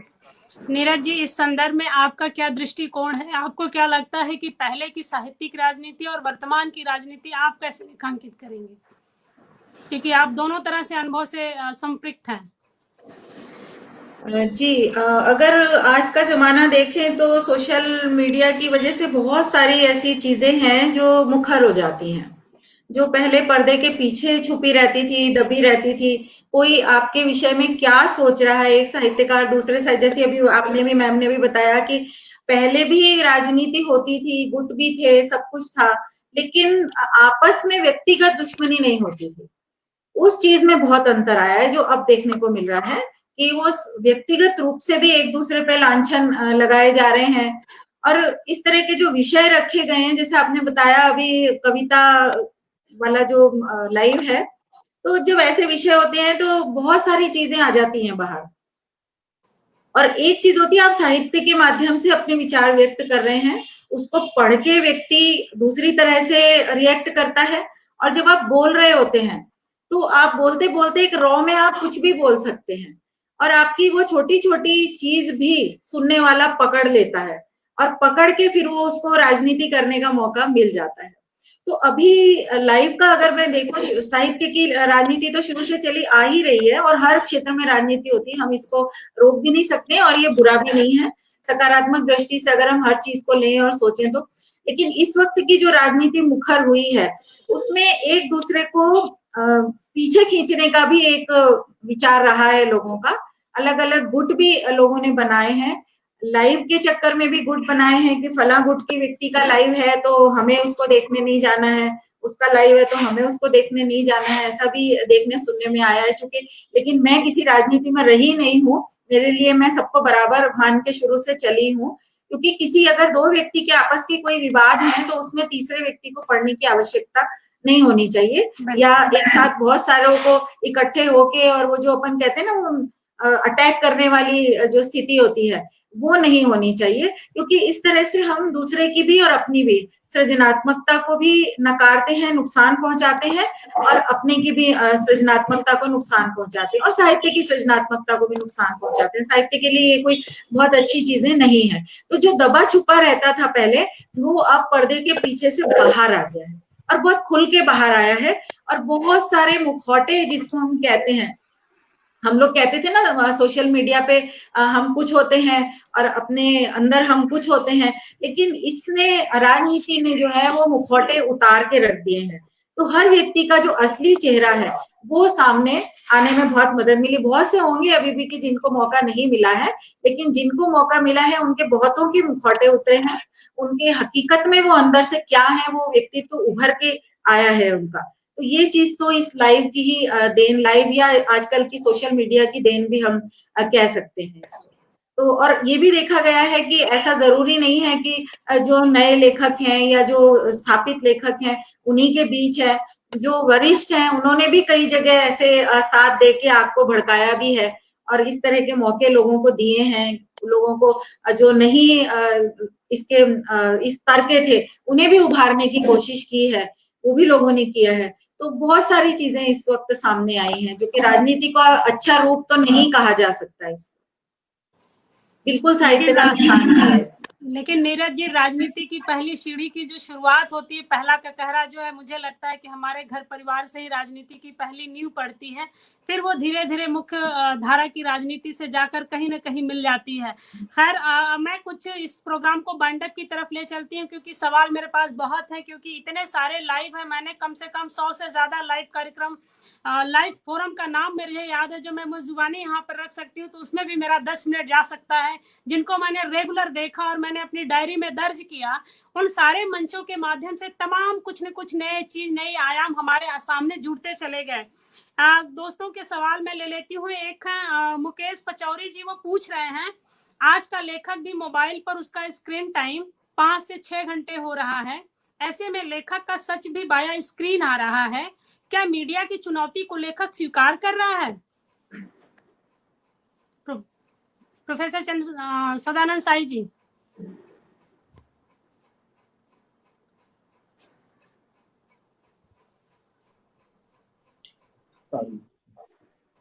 मीडिया की चुनौती, क्या जितने भी तरह की चुनौतियां हैं जी, लेखक को उन चुनौतियों को स्वीकार करना चाहिए। मीडिया भी एक चुनौती है, और मीडिया ने सोशल मीडिया ने, और मेरा ख्याल है कि इस समय सोशल मीडिया से इतर जो मीडिया है, मेन स्ट्रीम मीडिया है, वह अपने आप एक चुनौती बन गया है। उस चुनौती से निपटने का लेखक का अपना तरीका होगा, और अपने तरीके से लेखक उस मीडिया से निपट भी रहे हैं। जिस तरह से मीडिया ने एक अमानवीय, गैर व्यावसायिक का मतलब ये कि जो प्रोफेशनल तरीका होता है, मीडिया के जो दायित्व होते हैं, जो जिम्मेदारी होती है, चौथे खंभे के रूप में काम करने की जो जिम्मेदारी होती है, उन सारी जिम्मेदारियों से मीडिया ने लगभग मुक्ति प्राप्त कर ली। तो यह साहित्य के लिए, संवेदनशील मन के लिए अपने आप में एक चुनौती है, और इस चुनौती को साहित्य अपने ढंग से स्वीकार कर रहा है और अपने ढंग से उस पर प्रतिक्रिया भी दे रहा है। जी, चंद्रकला मैम। मैम आपका माइक ऑफ है।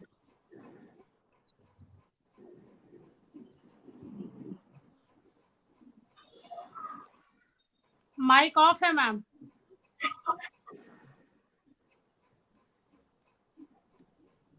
हाँ सुनीता, मुझसे पूछा क्या कुछ? हाँ मैम, एक सवाल आया था कि क्या मीडिया... मैंने सवाल नहीं... जी मैम, एक सवाल था और उस पर सदानंद साई जी ने अपने विचार दिए हैं। आपसे भी मैं इस संदर्भ में आप जानना चाहती हूँ आपकी राय कि क्या मीडिया की चुनौती को लेखक स्वीकार कर रहे हैं। ये पचौरी जी का सवाल है। उन्होंने किया था कि इस चीज को मुकेश पचौरी जी ने मीडिया की चुनौती, तो मीडिया को तो मैं मीडिया ही समझती हूँ। जी हाँ, मीडिया तो मीडिया है ना? जी जी उसे, और इस समय जो मीडिया है वो दो मीडिया है।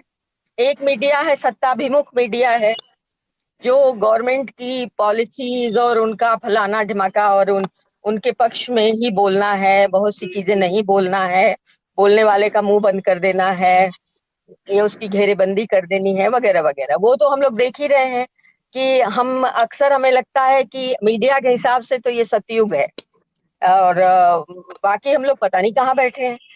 तो दूसरी मीडिया वैकल्पिक मीडिया है, जिस पर हम लोग अभी बात कर रहे हैं। तो वैकल्पिक मीडिया का काम बहुत बड़ा है। वैकल्पिक मीडिया बनाने की चुनौतियां, यानी आपको जगह निकालनी पड़ेगी। जैसे कोरोना को ठेल कर आपने अपनी जिंदगी में बहुत से काम, सामाजिक, राजनीतिक और सांस्कृतिक कामों के करने की जगह निकाली, उसी तरह आपको ये जो सत्ताभिमुख मीडिया है, जो जिसके लिए सत्य जो है इस समय मतलब असत्य ही सबसे बड़ा वैध सामान है इस समय, जो झूठ है वही वैध है। तो उसके बरक्स आपको अपनी एक वैकल्पिक मीडिया की शक्ति रखनी पड़ेगी, और क्योंकि आपकी जवाबदेही है। मीडिया जो है हमें अवेयर करने का, हमें बताने का, हमारे लिए ये बताने का कि कौन सा काम दुनिया में कहाँ कैसे किया जा रहा है। तो बहुत सी चीजों को हम जान सकते हैं उसके जरिए, तो वो हमारी शक्ति बने ना। तो उसके साथ होना, जैसे आपको वैकल्पिक मीडिया द्वारा दिए जाने वाले जो चैलेंजेस हैं, उसके साथ होने की चुनौती तो है ही। तो मैं इसी तरह मीडिया को, क्योंकि माध्यम हमेशा जिनके द्वारा संचालित होता है, मेरा मुंह भंग हो चुका है कि वो लोकतंत्र का चौथा खंभा है। इस बारे में अब ज्यादा मुंह रखने की जरूरत नहीं है, क्योंकि बहुत जब चीजें बदलेंगी, ये खंभा उन्हीं की तरफ झुककर काम करेगा। तो इसलिए इससे इस तरह की उम्मीद तो मुझे नहीं है। वह मुंह खत्म हो चुका है, और अब न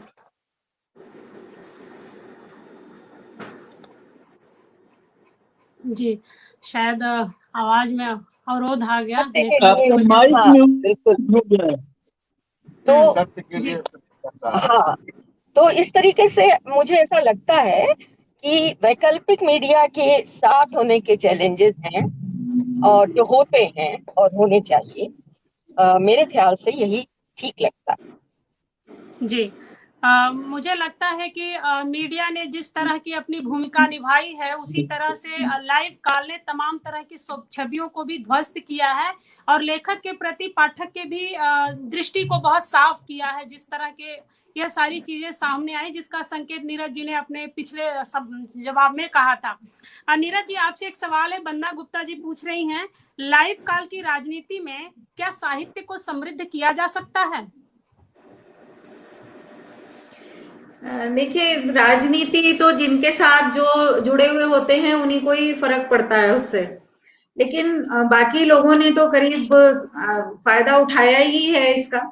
ये हमारे ऊपर होता है कि हम उसको सकारात्मक रूप में लें या नकारात्मक लें, या हम उसी द्वंद्व में ही फंसे रहें और अपनी सृजनात्मकता को खो दें। तो ये हमारे ऊपर होता है। तो वो राजनीति ने, मैं नहीं कहती हुआ है ये, लेकिन साहित्य को उस तरह से नुकसान उन्होंने नहीं पहुंचाया है। जो निम्न स्तरीय होते हैं वो करते हैं इस काम को, लेकिन अभी आप भी लिख रहे हैं, मिथिलेश जी भी इसमें कुछ लिख रहे हैं, पाठक श्रोता को जान पहचान लेगा, डरे नहीं, आगे बढ़े हैं। बिल्कुल सही लिख रहे हैं आप। तो लाइव ने तो अपनी तरह से अच्छा ही काम किया है, स्तरीय काम किया है।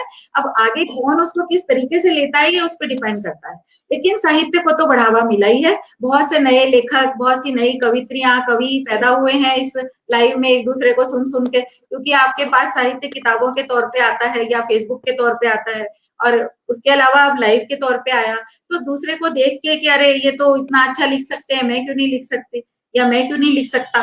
तो वो चीजें तो आई है इसमें। तो मैं ये नहीं कैसे कहूंगी कि कोई साहित्य का इसमें नुकसान है। जिनका है उनका पर्सनल नुकसान हो सकता है, लेकिन समग्र रूप से हम साहित्य का नुकसान इसको नहीं करेंगे। बिल्कुल, साहित्य हमेशा समाज के सामने एक मिसाल बन करके खड़ा रहा है और शायद सदियों से रहेगा। इसी में एक सवाल हम चलते चलाते पूछना चाहेंगे, आप सभी का इस पर टिप्पणी चाहेंगे। आलोक धनवा का जनमत के मंच पर एक प्रोग्राम था, वहां पर उनको हजारों की संख्या में लोग सुन रहे थे। उसके बाद अनंत विजय जी ने एक लेख लिखा था लाइव के दौरान मंचों के एक गुणवत्ता के आधार पर कि किसको कौन कितना सुन रहा है, और इसी दौरान गीता श्री का कार्यक्रम शहर गोई जानकी पुल पर चल रहा था। तो ये एक रेस का भी खेल बन गया था। तो आप लोगों ने लाइव के दौरान इस रेस को भी देखा है, तो हम इस रेस को किस तरह से, आप लोगों की दृष्टि में क्या है कि क्या लाइव का जो शुरुआत हुआ था एक पॉजिटिविटी के लिए हुई थी, लोगों के अंदर की निराशा को खत्म करने के लिए हुई थी, या लोगों जो घर में बैठे हैं उनको सृजनात्मक रूप से एंगेज करने के लिए हुई थी, या कोरोना के भय से विषयांतर करने के लिए? लेकिन जब ये एक तुलना की कैटेगरी में आने लगा, तब आप इसको कैसे देखते हैं कि क्या यह किया जाना चाहिए था? इस पर आप लोगों के चलते चलाते मैं छोटी टिप्पणियां चाहूंगी।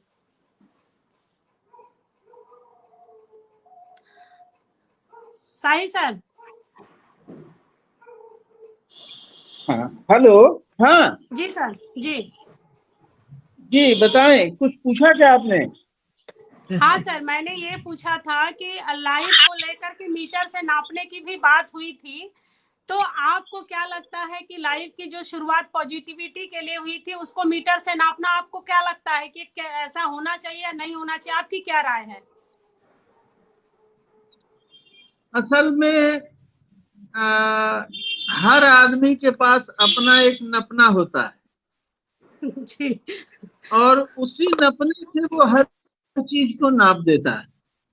जी। तो कई बार दूसरे को नापने के चक्कर में वो अपनी नाप दे जाता है,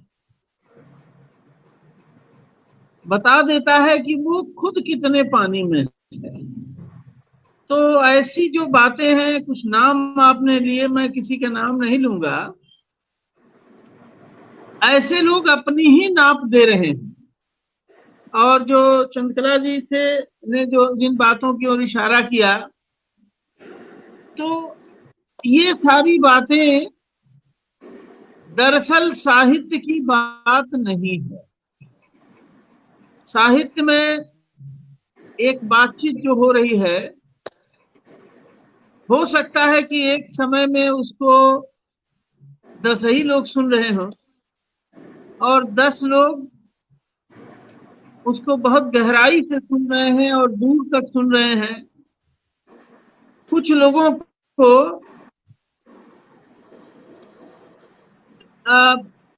बहुत ज्यादा लोग सुनते हैं, कुछ उपन्यास बहुत ज्यादा पढ़े जाते हैं, कुछ गाने पे बहुत ज्यादा तालियां बजती हैं, लेकिन जैसे ताली बजती है और खत्म हो जाती है, वो चीजें टिकती नहीं है।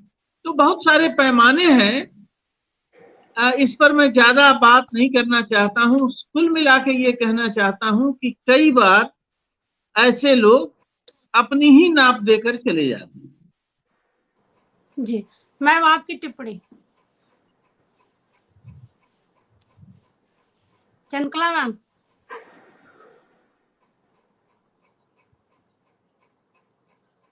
मैम आपका माइक ऑफ है।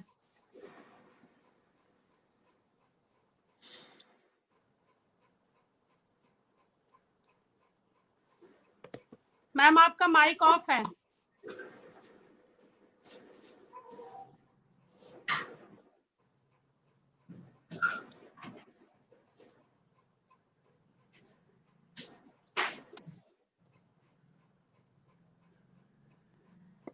मैम आपका माइक ऑफ है।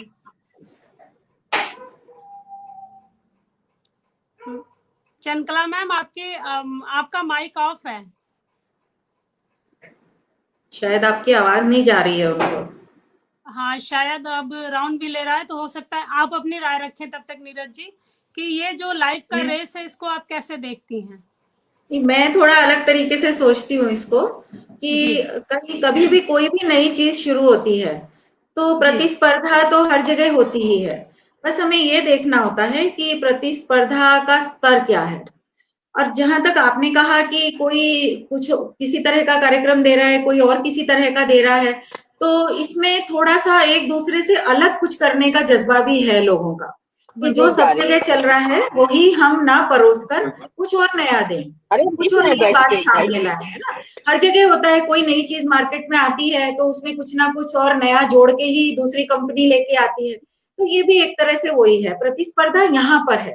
प्रतिस्पर्धा में जहां आपने कहा कि कहीं तो 100 लोग सुन रहे हैं, कहीं पे 10 लोग भी नहीं सुन रहे, तो ये सुनना ना सुनना, इस पे दो चीजें मैंने नहीं कहा। कोई जिसने भी लिखा है आर्टिकल, जिन्होंने लिखा है जी, हाँ, आर्टिकल का उसके पीछे की जो वजह है वो ये वजह होती है कि एक तो आपका सुनने वाला, आपको पढ़ने वाला पाठक वर्ग कौन है, कितना है ना, वो भी एक इसके पीछे वजह होती है। और दूसरा, उस पाठक तक आपके कार्यक्रम की सूचना पहुंची है या नहीं पहुंची है, ये भी एक दूसरा कारण होता है। तो ये हमेशा ये सोच लेना अच्छा नहीं है कि वहां पे कम लोग क्यों हैं और वहां पे ज्यादा लोग क्यों हैं। प्रतिस्पर्धा बिल्कुल होती है, लोगों ने अलग अलग तरीके से कार्यक्रम करने की कोशिश की है। कोई आपने जैसे बताया, कोई अभी गीता जी शहर गोई कर रही थी, वो अपनी तरह का अलग कार्यक्रम था। उन्होंने, वाणी वालों ने कुछ नई सीरीज चलाई, उन्होंने किसी ने श्रृंखला चलाई, किसी ने किसी ने श्री विमर्श के ऊपर कार्यक्रम चलाए, तो सबने अलग अलग तरह से चलाया। तो अपने आप को एक दूसरे से अलग रखने की कोशिश है और नया कुछ देने की कोशिश है। इसमें हम ये नहीं कह सकते कि कोई प्रतिस्पर्धा उस तरह की है कि हमें एक दूसरे को नीचा दिखाना है। नीचा दिखाने वाली इसमें कहीं प्रतिस्पर्धा नहीं है, ये नया कुछ देने की, अपने आप को नए तरीके से प्रेजेंट करने का तरीका है। बस ये मेरे हिसाब से तो मैं इसको ऐसे देखूंगी। जी, शुक्रिया। चंचला मैम, आपकी राय जानना चाहूंगी। जी मैम।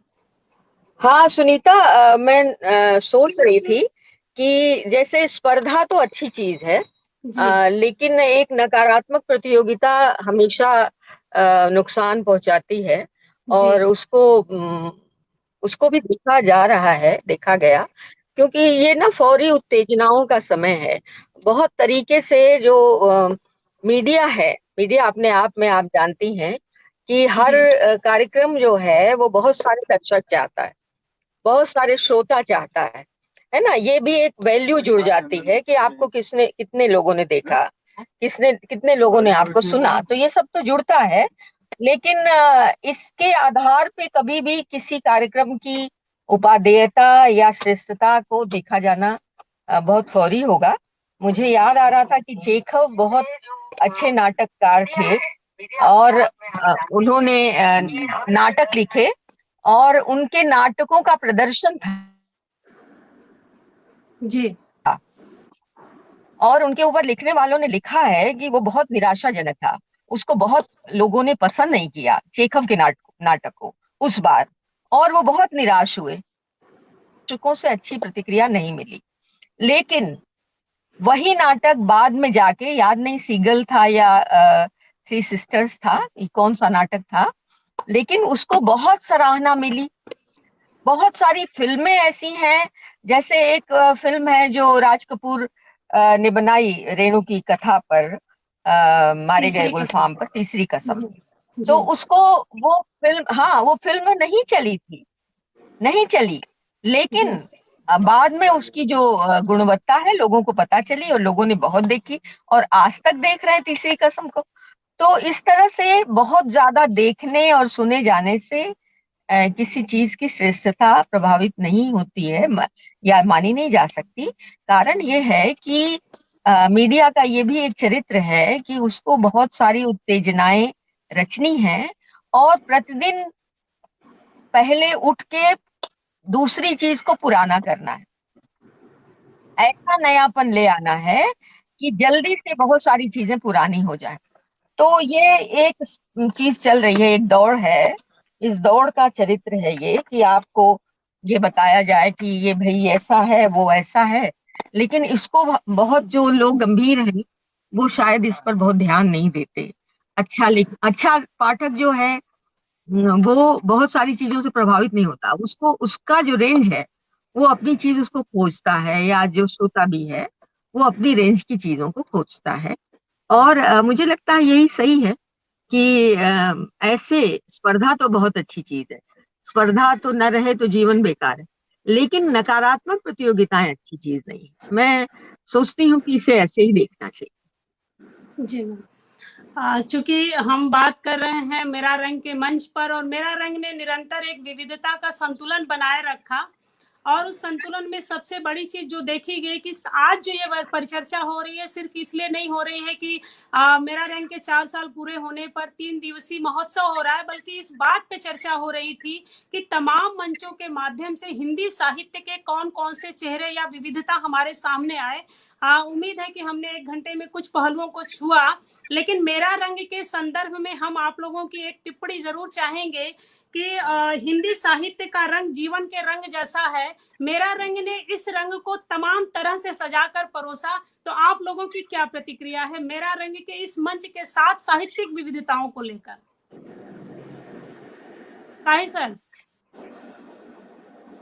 साही सर, चंद्रकला मैम, साही सर अभी नहीं, शायद नेटवर्क का इश्यू है। चंद्रकला मैम। मेरा रंग ने बहुत विचारोत्तेजक और बहुत गतिशील मंच बनाए रखा साहित्य की दृष्टि से, और इसमें एक मजबूती भी मैंने देखी और कुछ अपने जो उसूल होते हैं, जो वैल्यूज हैं, उसके पक्ष में मुझे दिखाई दिया।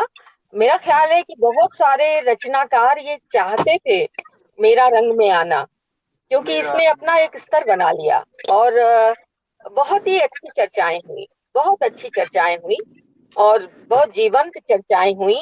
और मुझे अच्छा लगता था कि प्रज्ञा पांडे ने इंटरव्यू किया था नासिरा शर्मा जी का, और वो इंटरव्यू समय से पार जा रहा था, लेकिन शायद ही कोई होगा जो उठना चाहता है या चाहता हो या सोच रहा हो कि अब ये बंद होना चाहिए।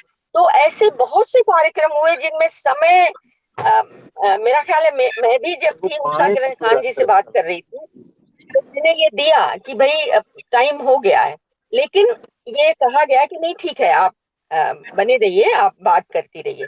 तो इसका अर्थ ये होता है कि कितनी सुखद बात है ये कि साहित्य को सुना जा रहा है, किताबों के बारे में सुना जा रहा है, लेखक लेखिकाओं को सुना जा रहा है। तो साहित्यिक दृष्टि से तो एक बहुत बड़ा मोर्चा संभाला मेरा रंग ने। और मुझे ऐसा लगता है कि ये बड़ा एक होता है ना कि एक रंग जिसमें कई रंग हो, तो होता है ना एक रंग, है ना, उसको प्रिज्म से पार जाएगा तो सब पता चलेगा कौन कौन सा रंग है। लेकिन वो वो जो कई रंगों का एक रंग है, वो है मेरा रंग। तो मैं बहुत शुभकामनाएं देती हूँ। शालिनी ने जिस तरीके से साहित्यिक संसार की गूढ़ताओं को समझते हुए, उसके लोकतांत्रिक रूप को समझते हुए काम किया, बड़ा अच्छा लगा मुझे। मैं बहुत बधाई देती हूँ और बहुत अच्छा लगा। मेरा तो यही दृष्टिकोण है मेरा रंग के बारे में। प्रोफेसर साई जी।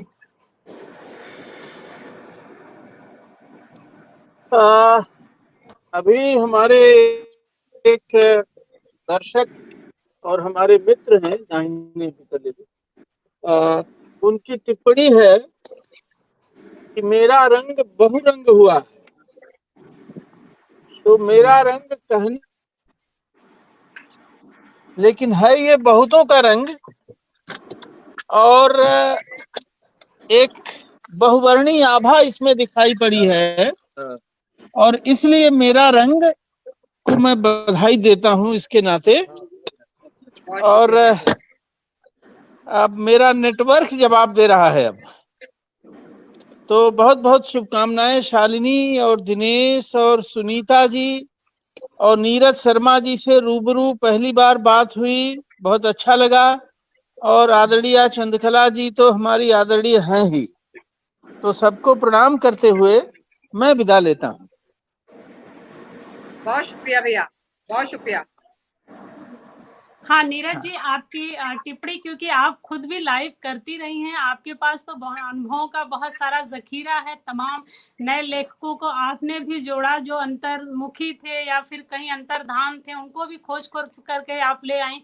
मुझे ऐसे 50 लोगों के नाम ध्यान आ रहे हैं जिनको किसी ने पहले नहीं पढ़ा था, और कई एक लोगों ने तो टिप्पणी की, अच्छा ये साहित्यकार हैं, अच्छा ये सुप्रसिद्ध साहित्यकार हैं। तो ये सारी चीजें प्रमाणित करती हैं कि दरअसल हमारा पढ़ने का जो संसार है वो बहुत सीमित है, और हम किसी नए को जब देखते हैं तो हम कहते हैं अच्छा यह भी लेखक है। तो आपके पास ज्यादा अनुभव है, तो आप मेरा रंग के साथ को इस बहुविधता को कैसे देखती हैं? मेरा रंग ने तो बहुत सारे विविध रंग दिखाए हैं, चाहे वो साहित्य का क्षेत्र रहा हो, कला का हो, या फिल्मों का हो, खेल का हो, साइकिलिंग का हो। बहुत सारे मैंने देखे, उसमें किसी के अपने अनुभव भी हो। उन्होंने महिलाओं को बुला के श्री विमर्श पे भी बातचीत की। तो जो जीवन के विविध आयाम होते हैं ना, हमारे आसपास जितने विषय होते हैं, हम लोग जिससे भी रूबरू, जितनी चीजों से अपने जीवन में होते हैं, करीब करीब मुझे लगता है वो सारे ही विषय मेरा रंग पे शामिल है। क्योंकि जो प्रकाशक या और लोग होते हैं उनका साहित्य से ज्यादा वास्ता होता है, तो वो साहित्य पे ही अधिकतर बात करते हैं। लेकिन मेरा रंग जो है वो वाकई रंग है, जीवन के विविध रंग हैं, अनगिनत रंग हैं। जैसे अभी एक दर्शक ने भी लिखा बहुरंगी है, तो एक रंग है प्रिज्म, मैम ने बोला रखा है, उसमें से निकल के कई सारे रंगों में वो फैल जाता है। बहुविध रंगों में एक रंग बहुविध रंगों में बन जाता है। तो वही रंग जो मुझे मेरा रंग का लगा, क्योंकि मैं ज्यादातर मैं फॉलो करती रही हूँ।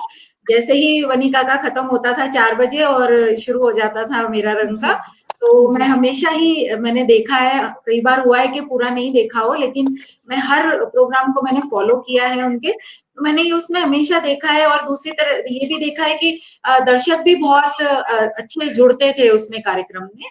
ऐसा नहीं है कि हम करे जा रहे हैं और लोगों को फर्क नहीं पड़ रहा है, ऐसा भी नहीं है। बहुत दर्शक भी इंटरेस्ट के साथ जुड़ते थे, शुरू से आखिर तक जुड़े रहते थे। तो विभिन्न विषयों के साथ बहुत सारे दर्शकों को जोड़ा। हम भी बहुत से लोगों को नहीं जानते थे कि ये काम ऐसे भी होता है। जैसे आप भी वो सोलो ट्रैवलिंग का ही देखा हमने कि महिलाएं भी सोलो ट्रैवलिंग करती हैं, आप भी थी उसमें, और भी 1-2 महिलाओं को आपने उसमें शामिल किया था। तो ऐसे लोग कितने अच्छे अच्छे बड़े बड़े काम कर रहे हैं, कितने खतरनाक तक के काम भी कर रहे हैं लोग। तो वो सारी चीजें उसमें हमें देखने को मिली। तो इसे हम कह सकते हैं बहुआयामी कार्यक्रम है मेरा रंग का।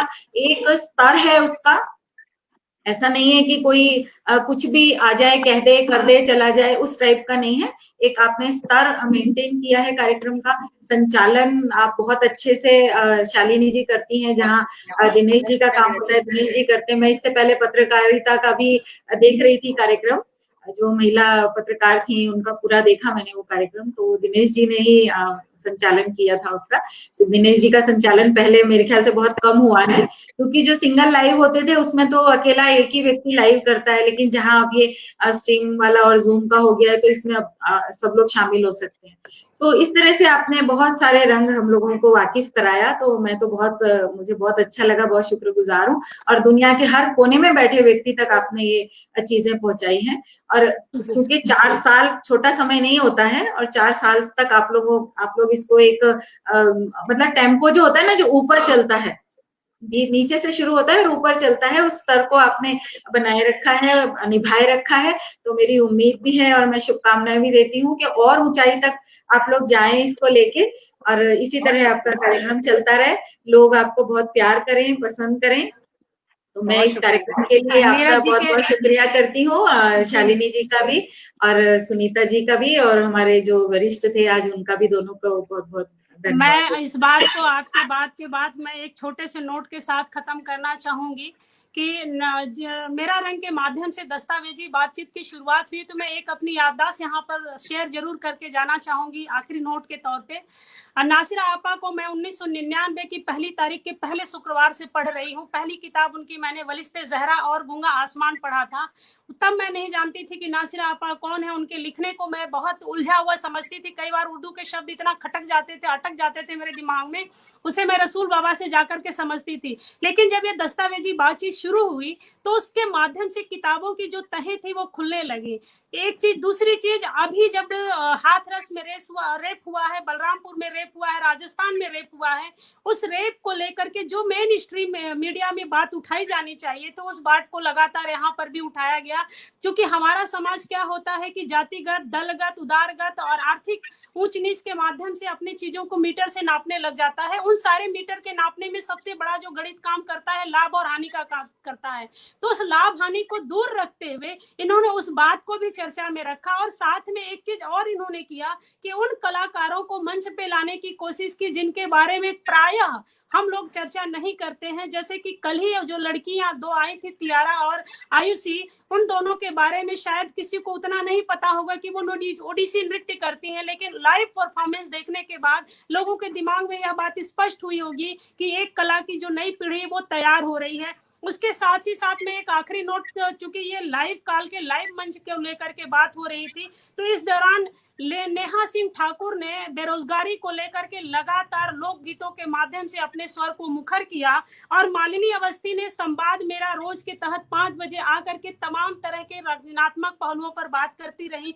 और साथ ही में कुछ ऐसे श्रृंखलाएं शुरू हुई जो नवीनता को लेने के साथ साथ नए लोगों को मंच देने के अलावा वह एक काम यह भी कर रहे थे कि प्रतिभाओं का दरअसल कमी नहीं है। उन प्रतिभाओं तक अगर हमारी नजर नहीं जाती है तो इसका मतलब है कि प्रतिभाएं कम नहीं हैं।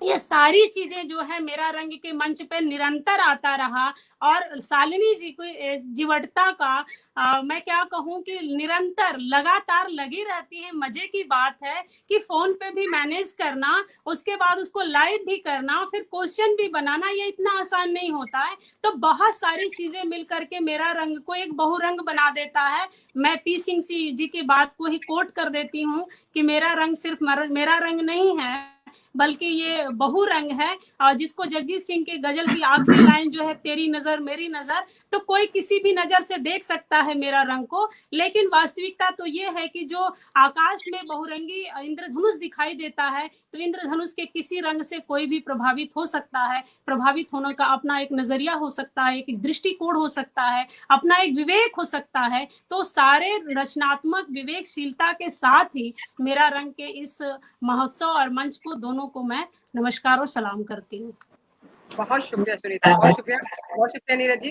नेटवर्क की गड़बड़ी से हमसे पहले ही विदा ले लिए सनान भैया और चंद्रकला दीदी, तो उन लोग को भी बहुत शुक्रिया। वो लोग कहीं से हो सकता है हमारी आवाज सुन रहे हो, देख रहे हो, तो हम सब यहाँ पे उपस्थित मेहमानों का स्वागत करती हूँ, मैं धन्यवाद करती हूँ।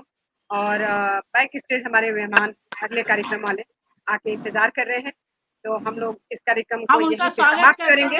हमारे सभी प्रिय रचनाकार सामने आने वाले हैं। उपासना झा जी हैं, ज्योत्सना जी हैं, बिमलेश जी हैं, आनंद वर्धन शर्मा जी हैं। मैं उन सभी का स्वागत करती हूँ क्योंकि उनकी कविताएं मुझे बहुत प्रिय हैं। जी नीरज जी से मैं एक बात, नीरज जी की बात से मुझे एक बात आई तो मैं चाहती हूँ कि आप लोगों से शेयर करूं।